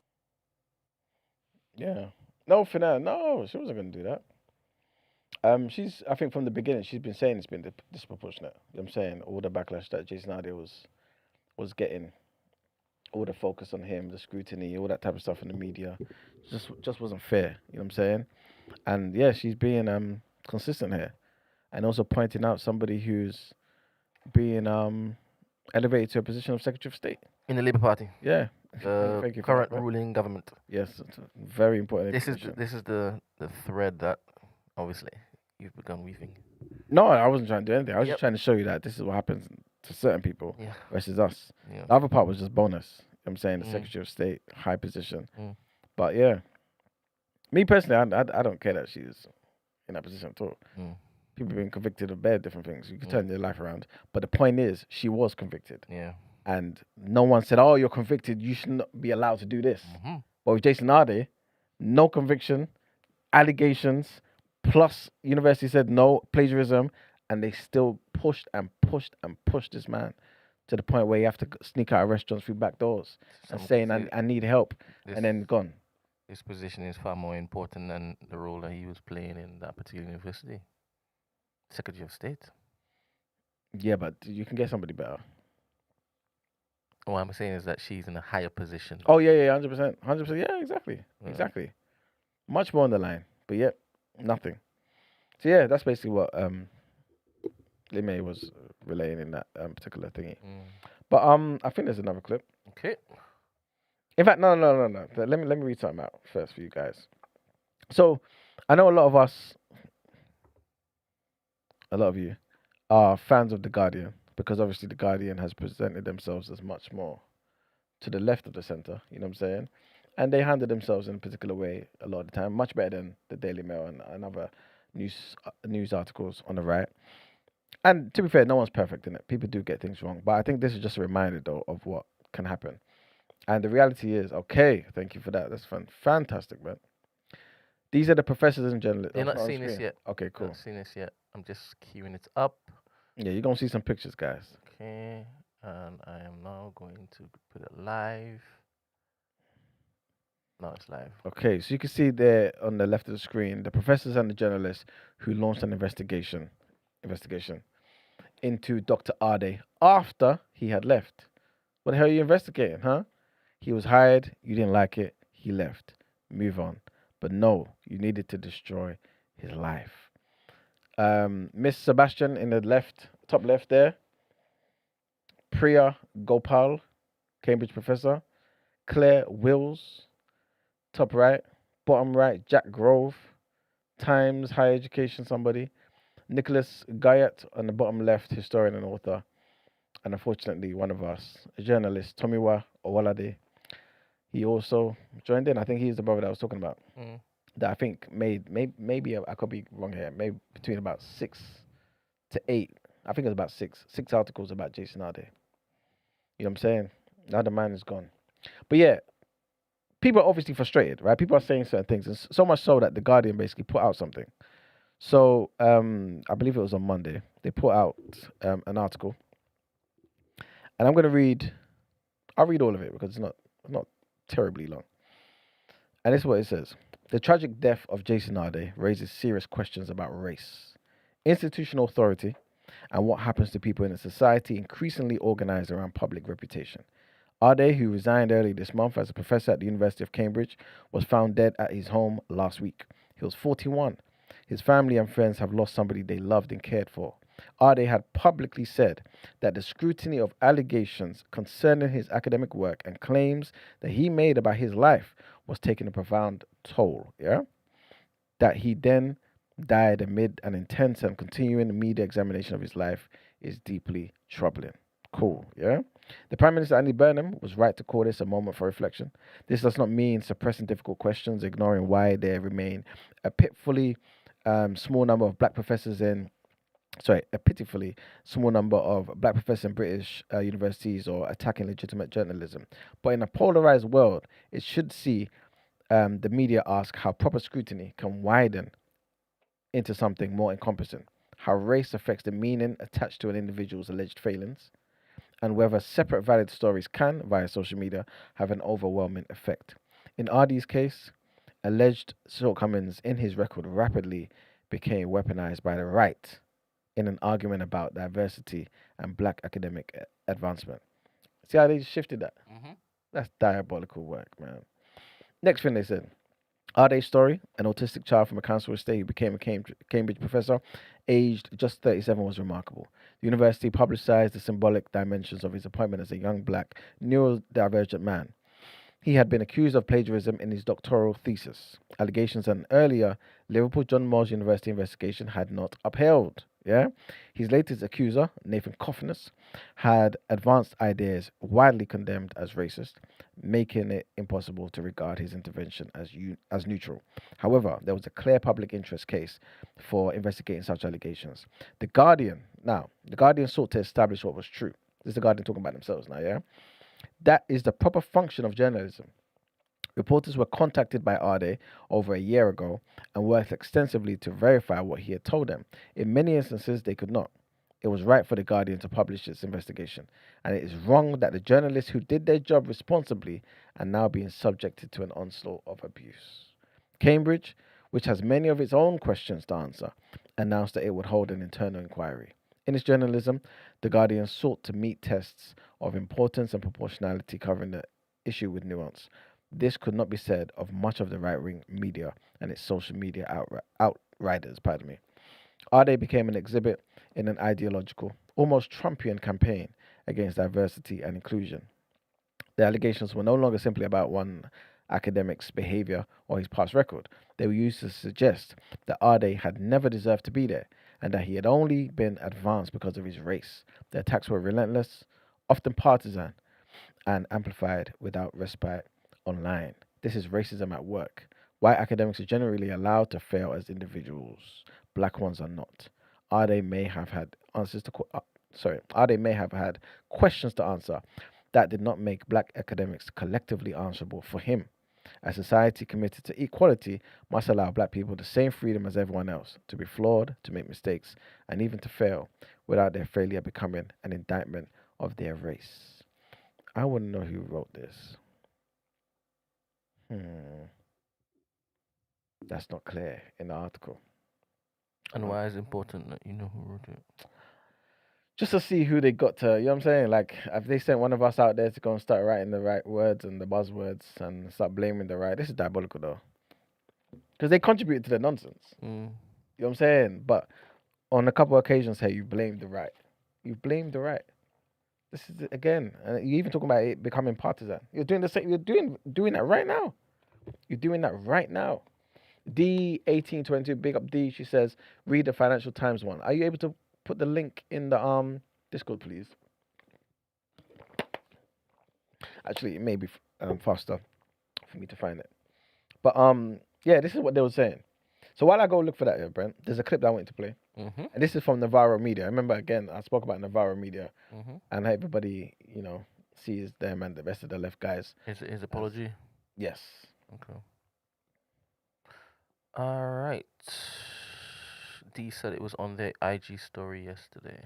Okay. Oh, let me see if it's still there. Let me play this apology for you, my lovely people. My own role in the weeks preceding the death of Jason Arday, and to apologise. I want to talk about my own role in the weeks preceding the death of Jason Arday, and to apologise. I'm not going to speak about whether the journalism covering the story was merited, or if there was a public interest in the media following the story. That was covered to some extent on last night's show, and you can find discussions about it elsewhere. There are a few things I want to say, though. First, it's beyond doubt that much of the deluge of coverage aimed at Jason Arday wasn't just racialised, but racist. That applies to the likes of Nathan Kofnas, who led with the story when the Times Higher Education supplement did not, as well as many voices on social media. But it also applies to titles like The Times and The Telegraph, who categorised Arday as a DEI poster boy. It was ferocious, never-ending, compulsive. I've been in situations before where I felt helpless. People have tried to remove my own PhD from me. I've lost jobs because of coordinated political campaigns based on what I believe. But none of it comes remotely close to what Jason Arday endured. But Arday was also a vulnerable man, firstly because of his neurodivergence, secondly because of his state of mind in those final weeks of his life, a state of mind which was widely relayed to the media. Speaking personally, I lost sight of that second part, the vulnerability. After being told of his state of mind by someone I trust and admire, I said I'd stop talking about the story, which I did. But that doesn't excuse what I'd already done. Again, I won't touch on our reporting here nor seek to defend it, not least because I, personally, was guilty of something much, much worse. On the 7th of August on X, I referred to Arday as a con man. Yeah. Now, I'm not the Times or Telegraph or the Sun newspaper, but I do have 180,000 followers on X. That's a decent number. And with that kind of following comes responsibility, not least because it's plausible Jason Arday himself saw that post. So what was the basis of it?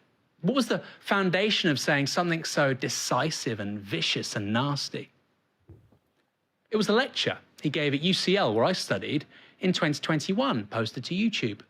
Now, I've watched that lecture back.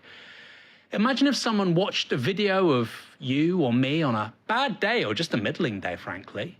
Maybe you were unprepared because of a family emergency, or you were unwell. Maybe you just had bad news, you had too much on your plate. And they proceeded to impugn your character and your credentials on the basis of a single video to almost 200,000 people. If that was me, I'd feel distressed. But if that happened while the media were undertaking an unprecedented excavation of everything I've ever said or done, I'd be despondent. Actually, I'll be honest, I don't know how I'd begin to feel. It's literally unimaginable. So naturally, after reflecting on that post in particular, I'm sorry. I apologise. That wasn't journalism. Journalism is when you seek the facts. It's a quest for the truth. You reach out to sources. You engage with diverse viewpoints. This was anything but. It was bile. It's everything I dislike about the modern media. It's why we started Novara. Now, it's important to add that I said that on my own X account, not on a show, not in a Novara Media article. But I co-founded this thing, so I accept that for many, quite rightly, the two are interchangeable. Except an apology isn't enough, is it? I wish I could ask Jason for his forgiveness for what I said, but I can't. What I can do is ask for the forgiveness of his friends, colleagues, and family. Now, they might not want to forgive me. That's their right. That's the point. Forgiveness is theirs to give, not mine to take. It's about them, not me. But when you've done something wrong, something gravely wrong, which I did, you need to seek forgiveness. You need to reflect, learn, and ensure it's not repeated. Professionally, I erred, but ethically, and that's what I really care about, I really screwed up. I can't make amends, obviously, but I'm going to reflect on my behaviour in all of this and how I can use my energies more productively. More productively to cover those issues our audience really care about, those stories that really matter, and on how I can make a difference for the better, not the worse. I want to talk about my own role in the weeks preceding the death of Jason Arday. There we go. So yeah, there you go. That's Novara Media's our guy at the top, apologizing. So yeah, big up D. She's made us aware of the Financial Times' article This is written by Stephen Bush. Now, I'm not even trying to be. Maybe I shouldn't even say this. I'm not gonna say it. That's it. But yeah, in June 2019. Hold on a second. Hold on a goddamn second. Why are we starting with this? Anyway, I'll find out in real time. Let's do it. In June 2019, the award-winning German blogger Mary Sophie Hinkst, who wrote about her experiences as the granddaughter of Holocaust victims, was found not to be descended from Holocaust victims at all, or indeed even Jewish. Der Spiegel found she had added the names of 22 people, some fictional, to Yad Vashem, the archive that documents the 6 million Jews killed. Hinkst was stripped of her awards, and a month later she was dead, aged 31. She was not the first or the last person to be exposed as inventing fictions about their relationship to the Holocaust.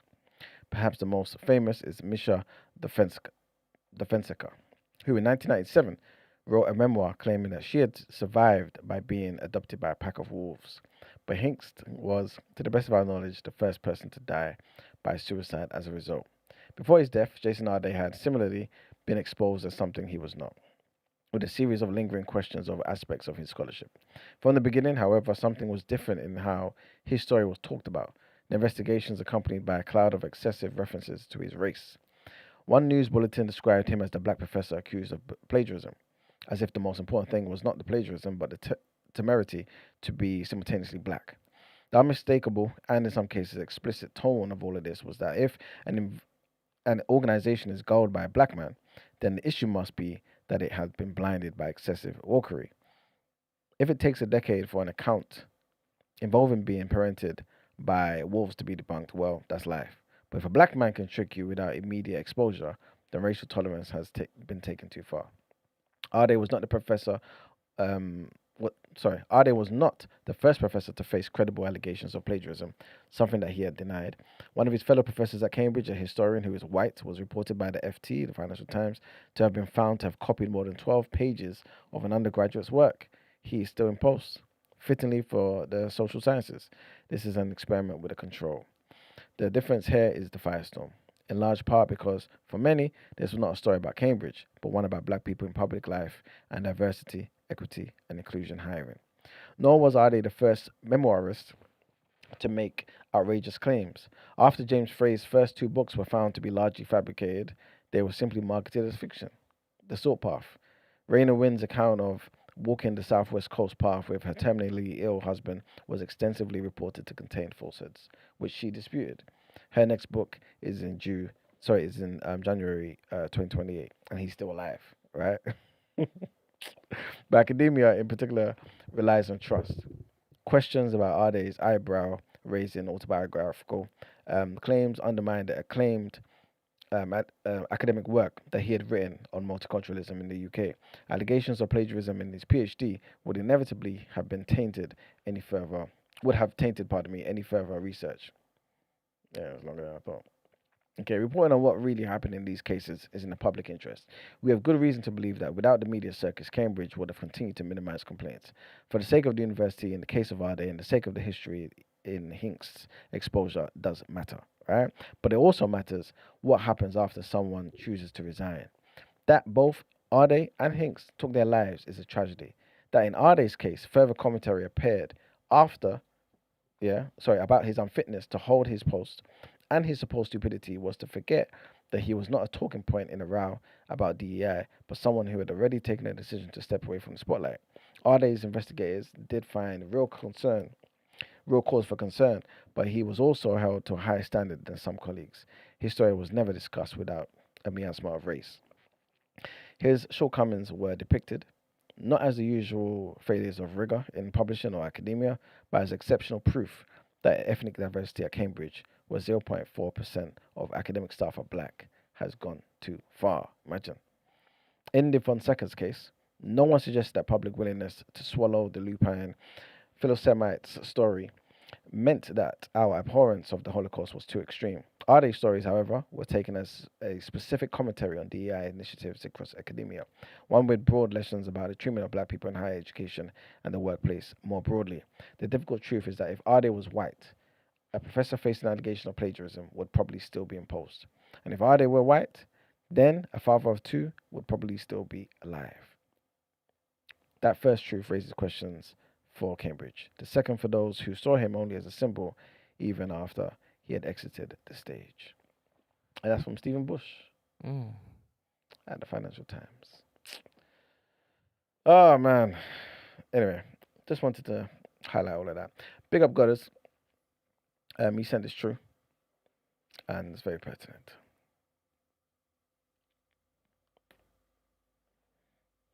I posted a video frustrated with Channel 4 about a documentary they're doing on whether or not ADHD. Earlier this month, I posted a video frustrated with Channel 4 about a documentary they're doing on whether or not ADHD even exists.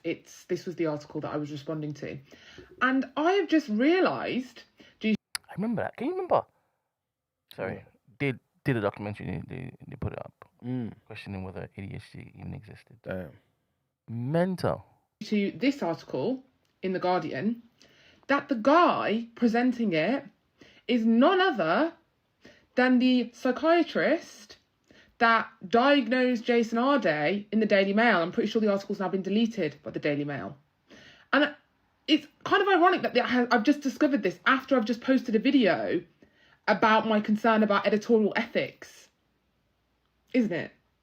Because is this the best person that we can find in the country to present a documentary on Channel 4? I mean, even some of the suggestions of what the documentary discusses are just depressing to me and unnecessary, and there's plenty of scientific evidence to show the existence of ADHD and that it's treated effectively with medication, but that's by the by. My question is this the best we can do for the public as journalists? Earlier this month, I posted a video frustrated with Channel 4 about a documentary. Sad, man. Yeah. Anyway. That is the extent of it, man. I don't know if anyone wants to join the Discord and give their take. Dr. Mani's still here. Oh, is it? Yes. Oh, pardon me. She said she wanted to talk about the link. Yes, please do. Dr. Mani, You can't no, you got to ask her questions. Huh? Oh my gosh, guys. Sorry, I've been writing reports. I've zoned out.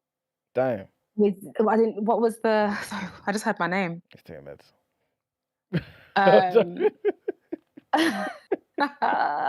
Iman. She's neurotips, man.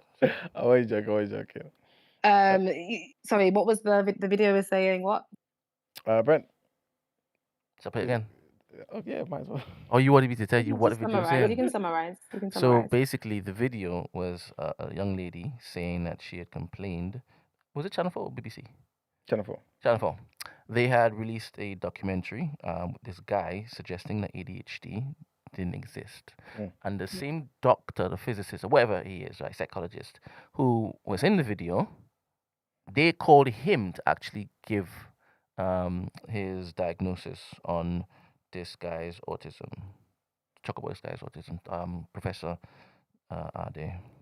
And then she was like, is that responsible? Is that ethical? I see. Okay. I don't think he might want you to talk about this video, though.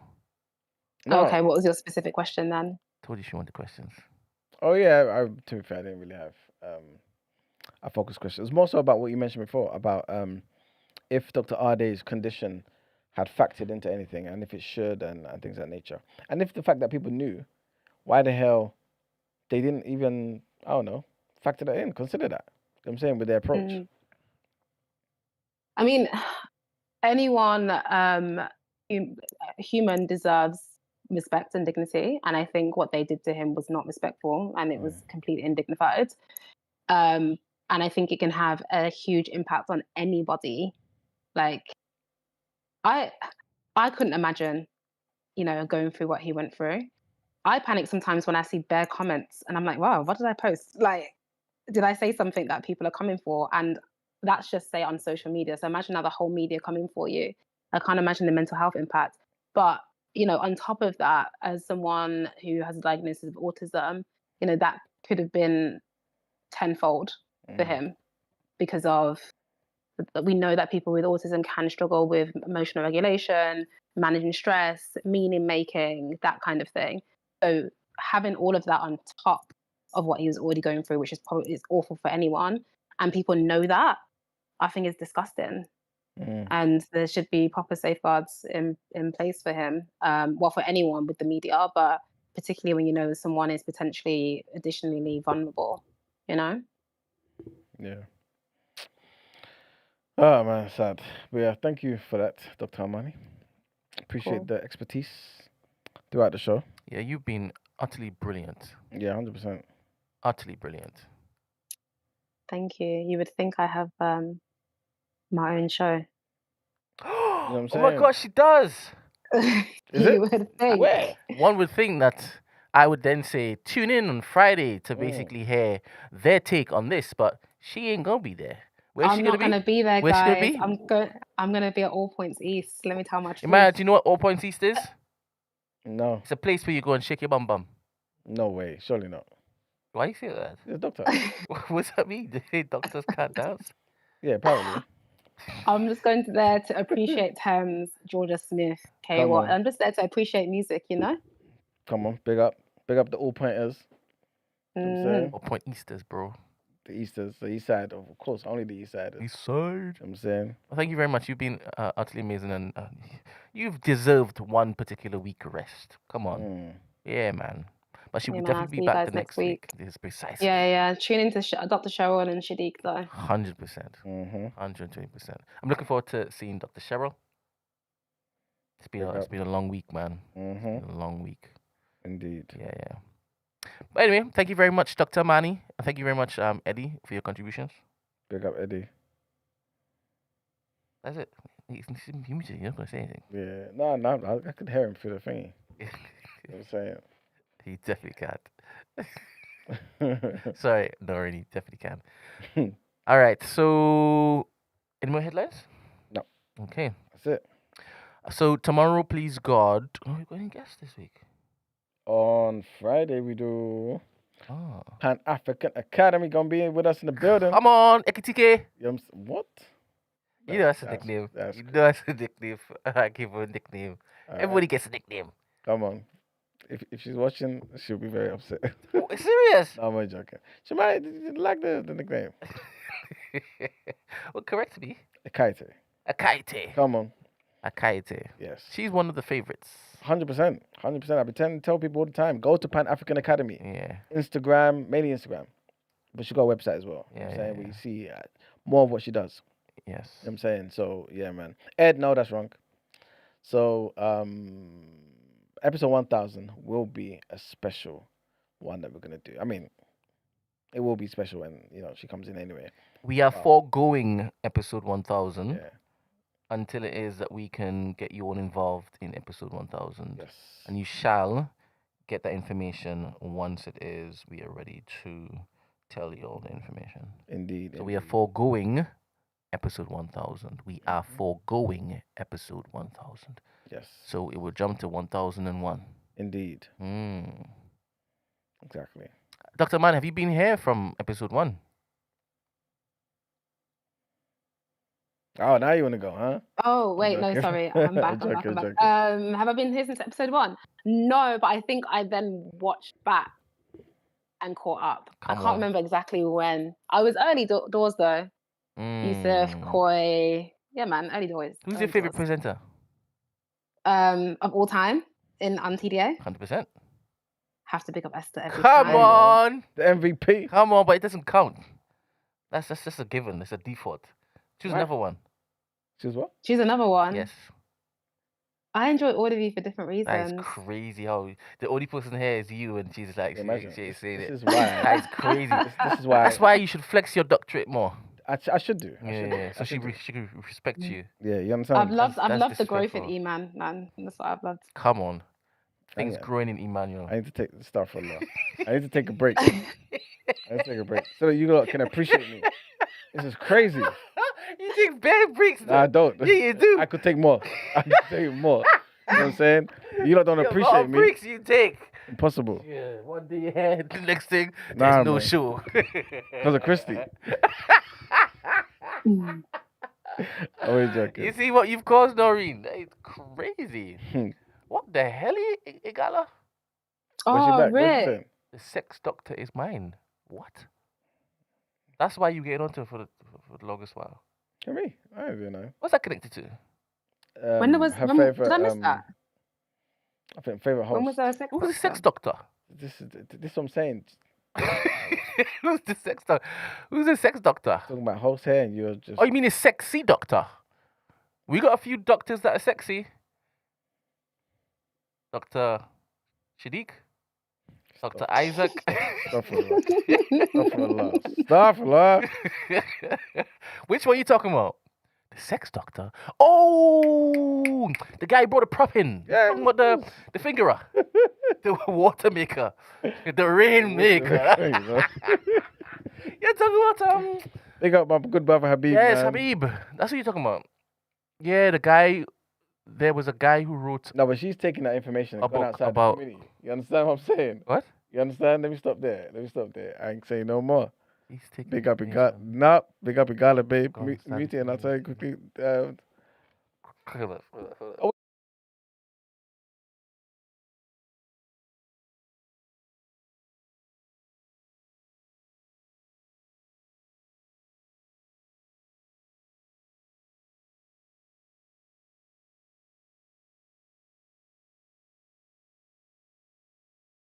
Exactly. How do you know? I could tell. Because you've asked her to come on Discord and she's just ignoring you. No, I could just tell. I ain't seen Snowstorm in a while. Yeah, you don't need I ain't seen Guy Fawkes in a while. Yeah, you don't need to. You just have to know that. You understand? Okay. They're there. Because remember, it's always been there. You understand? So is that the sex doctor that she's talking about though? I think Habib? so. I think so. But she said, I'll get his name. So maybe It must be Habib. maybe somebody else. Yeah, he brought a prop in and he showed us how to finger. To make it rain. It's crazy. I've never even tested it. Mm. My God. It's crazy, right? I heard all this great information. I've never even tried it out. Eddie Carbone, he said, yes, I remember Snowstorm. This is a different convo. You got it. I'm sorry. Sorry, Antonio. It's the first time I've seen your comment now. You haven't posted until I start talking about fingering. You ain't beating the charges. Think of Antonio. Love Jamaicans, man. I love Jamaicans. She's my favorite Jamaican. Guy Fawkes was elite. Yes. I like lies. Sometimes. What's Your man is rude. I didn't do anything. Respect Antonio. These comments are wild. Good. All right then. Crud crew. Okay. Everyone's confused. Oh man. She did say she would look to repackage and remix it, get me? Yeah, every Said, now and again she does. Yeah, she said her identity was burnt. Ruined. Yeah. Brent, Hello? you know, for the 1000th episode, whenever you end up doing it, can we do like a throwback? If you get everyone to Ooh. vote in the Discord of their favorite moment. Yes, and we can include the And- most recent gates that Isaac is involved in. Mm. Yeah. Yeah, definitely. That's part of it, man. That's part of it. Yeah. It's gonna be a lot of admin though. You never You've shy got away from that. people. I mean, it'll be a lot of work to put on their table. That's the thing. You know, You care about that. of course I do. Gala baby, she said, I'm so confused. You've always been confused. Damn. Far. What's your favorite moment? Dr. Manny. My favorite moment. Yeah. And you guys as well in the chat, right quickly. It's my favorite moment. I don't know. This is hard. Maybe it's one of the gates. I'm trying to think of. I don't know. It's probably something to do with Margs. He always makes me laugh. Wow. Not even here. Look at this cup out. Crazy. Chicken Gate was it was a moment. It was a classic. Oh yes, of course. Oh my days. Yeah, that was good, man. Nearly burst the blood vessel, man. That was crazy, that episode. He nearly burst a blood vessel, bringing on Teddy in Black History Month. Remember that? And then he said to identify as black. Yeah. Pick him up, man. Yeah, the other fellow was supposed to come true. Who? Boy in the wall, man on the wall. Yeah. We left. We didn't come. Yeah. Sankara Gate will always be mine. That's because Centers Emmanuel. You're solely responsible for that. You're never gonna live I that didn't down. do anything. You're never gonna live that down. All I did was open the door for somebody to come here, and Hmm. you know what I'm saying. But And then Sheila Gate, the way Marks and I looked at each other, then he texts me, I don't think this guy is who you think he is. that was insane, you know. Black Rob versus Esther, El Clasico. Teddy to get cooked No. was nasty work. Can we talk about how everyone seems to be promoting gambling now? Damn. It's not a gate.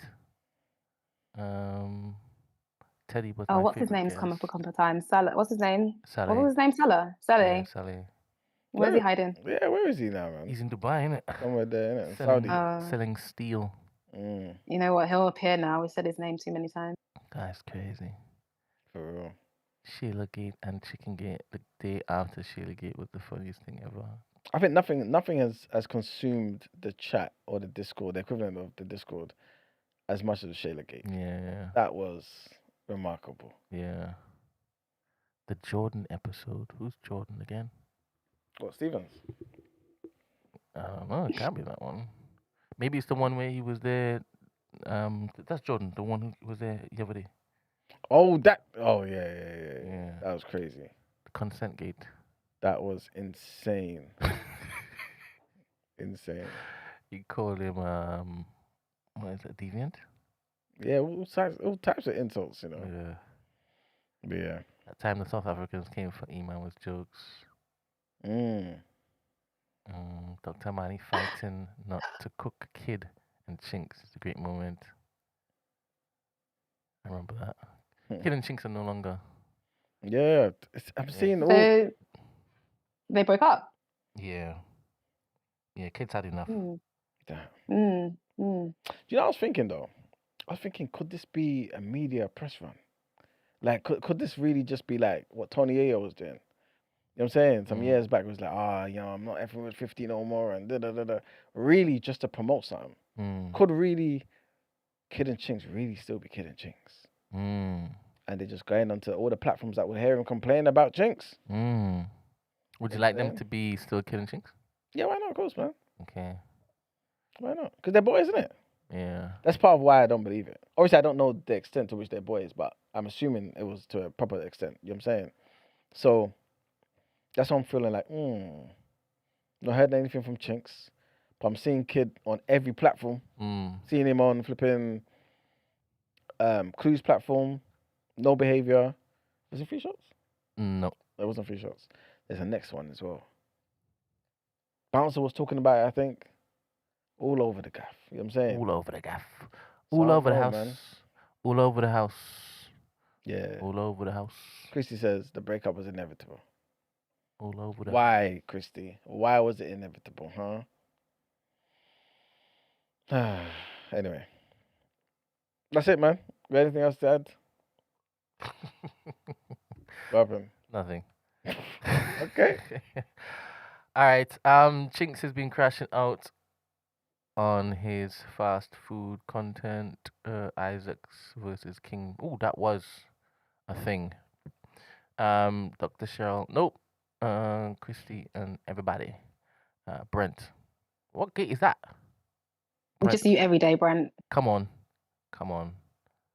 Well, I didn't even make the list for the favorite presenter, so I'm not talking to you. Hope they sort it out, but it sounds like Chinks was moving dodgy. Well, it depends on who you listen to. The only person talking is Kid. Yeah, He's talking a lot. This is it. He's talking a lot. Is Chinks still part of TDA? Whatever you say is the truth. Well, I mean, he hasn't come yet, innit? He hasn't been in the show. Has he been in the show this year? Is that definitive answer you're looking for, K. Wills? K. Wills asked, is Chinks part of TDA? He got a headshot and never came back. A headshot? Oh, yeah. Took pictures and stuff. Oh, okay. I thought you meant like a jab. Yeah. That's what I thought you were talking about. That was crazy. You nearly let it slip there. You haven't answered the question. For me? Yeah. Yeah. Has he been on the show this year though? You asking me a question with the question? Yeah. That's not you respond to. Oh, I don't know if he has, innit? Okay. Yeah, see, now you've getting more questions. Fantastic. That's why I have to listen as well. This is what happens. It's Dr. Mari's fault. Um, Why am I women, in it? why am I in it? Women always be preying on people's. Why am I reading that? Andrew versus Esther on Sunscreen Gate. Was that a thing? I don't think that was a gate. Mm. Iman didn't big them up though. It's incomplete. Who done up? Pick them up though. Big them up though. Yeah, man. Whoever. Pick them up though. Pick them up every single Chinks time. deleted all videos on their channels as well. Brent telling Eddie to shut up. Did I do that? Wait, hold up. What did happen? Let me. I don't think I did that. Hold That didn't happen. Good morning, Eddie. Good morning. Did I do that? Did I tell you to shut up? No, I don't think so. No. Thank you. Nah, man, that didn't happen. Yeah, that didn't happen. You're making things up. Who was that said that? Mm-hmm. The gala babe. Mm-hmm. Told you. Or maybe she means it's about to happen. Yeah. The potential has always been there. So I'm allowing it though. you understand? Yeah, now I know who she is. I agree, Christy. It was always going to come to a head. They are both hot-headed as well. Who said that? This is Davina. Okay. So it doesn't seem like they will be grown enough to have an adult convo and discuss everything properly. Finance says, what about Shade? What is that question in relation to? Esther says, lol. She'd be laughing about anything. Twice if the rumors are true.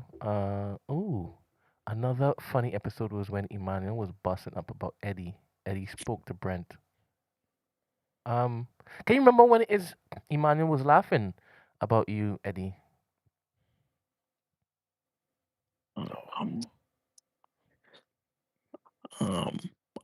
I can't remember that Yeah. single time. Yeah, I can't remember that either. Same. Oh, when it is that you were imitating Eddie? Is that what you're saying? Davina, is that what you're saying? What? Because he even said exactly Davina. What? When? Fury versus Joshua about to be announced. MSG next kid live stream with E-Man. He ain't pulling up to Freedom is Capital. The kind of figures I was hearing and what was happening with those loads, I don't think that's happening. I don't know what benefits unless you're sitting him down to say, hey, you're doing things wrong.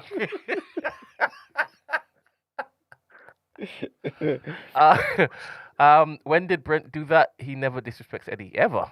Yeah, man. Ever. Crowd Crew is just laughing. That's what he does. Big up Crowd Crew, He gets man. jokes and that. He confirmed it, said he was the one who registered for AdSense, so it's his. Yeah, it is. A lot of memorable episodes. Coin, use cameo. We've all been insulted by Iman and Brent at some point. They still have. I've never insulted you, Davina. I've never done that. You have probably. Can you In imagine? fact, no, you haven't. Sorry, That's what I'm Noreen. saying. Sorry, Noreen. Thank you. Apologize, Noreen. Where is the obs? Finance said, is Shade coming back? Basically, it's still not a very clear question you're asking me. It's difficult to understand what you're saying. Davina, it was in the other studio. Gala Babe said exactly. I've been the brute of it in recent times. For Brute. Sure. Yeah. So that's Brute confirmation force. of who this is. Yeah. I like what she did there. I like what she did there. TC Madstar still. Where is Sade? Serena. I ain't seen you type nothing today, Serena. No good morning. Nothing. Just straight to the. I still don't understand the question. Some of the 1v1 back and forth with Brent and Mags on reaction. I never did that with Mags. It was Yusuf and Mags. What is Keto King? Where is Keto King? He's in Dubai. He's selling steel. Come on. When we had to warn Eddie to stop. Okay. All right. Sorry, Eddie. DCF, not gonna lie, the Esther and Black Rub beefs with cinema.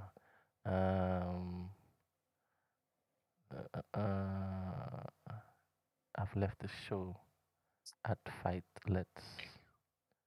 He doesn't want to answer, and I'm not that desperate for an answer. Stop asking me that.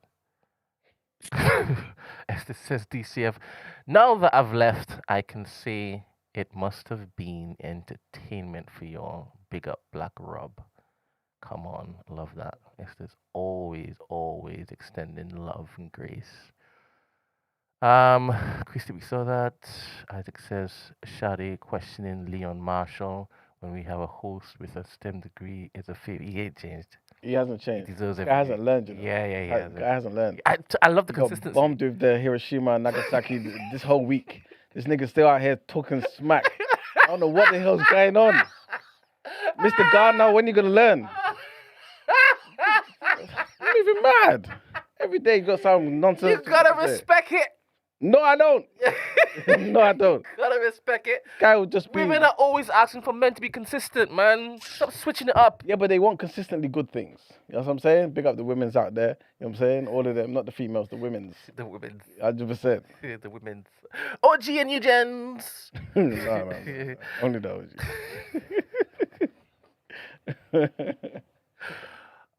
The 1000th episode is gonna be interesting. It will be, man. I've already started hitting the gym. I'm gonna be ready. Any swingers, I'll be there. Yeah, you don't need to basically ask me for an invitation. I'm just pouncing. Can you imagine? Pouncing. Because I got to protect this place, innit? 100%. If anybody looks to basically start doing a madness, I don't want them to I've just dropped and there's the deck's gone. You understand? No, impossible. There's the projector gone. that's not happening. Nah, man, I gotta get on them quick. We might need Crossface, to cripple ring, immediately. Get him in a figure four. You know what I'm saying? Nah, that can never happen. Impossible. To be honest, we're gonna have some ex-prisoners in the room in it. So. Fact. I'm saying on security. What? Immediately. Everyone from E5 and E8. You know what I'm saying? Everybody. Oh man. Anyway. We love you all. This is a wonderful family that we're building here. The ups and downs, the ins and outs, the growth that happens in Emmanuel. Stuff. The perfect, pristine, on the spot freestyle magic that we see from our esteemed doctors. Come on. It will never be lost to me. Ever be Yes. lost to me. That's Damn. crazy. I forgot. Let me load that.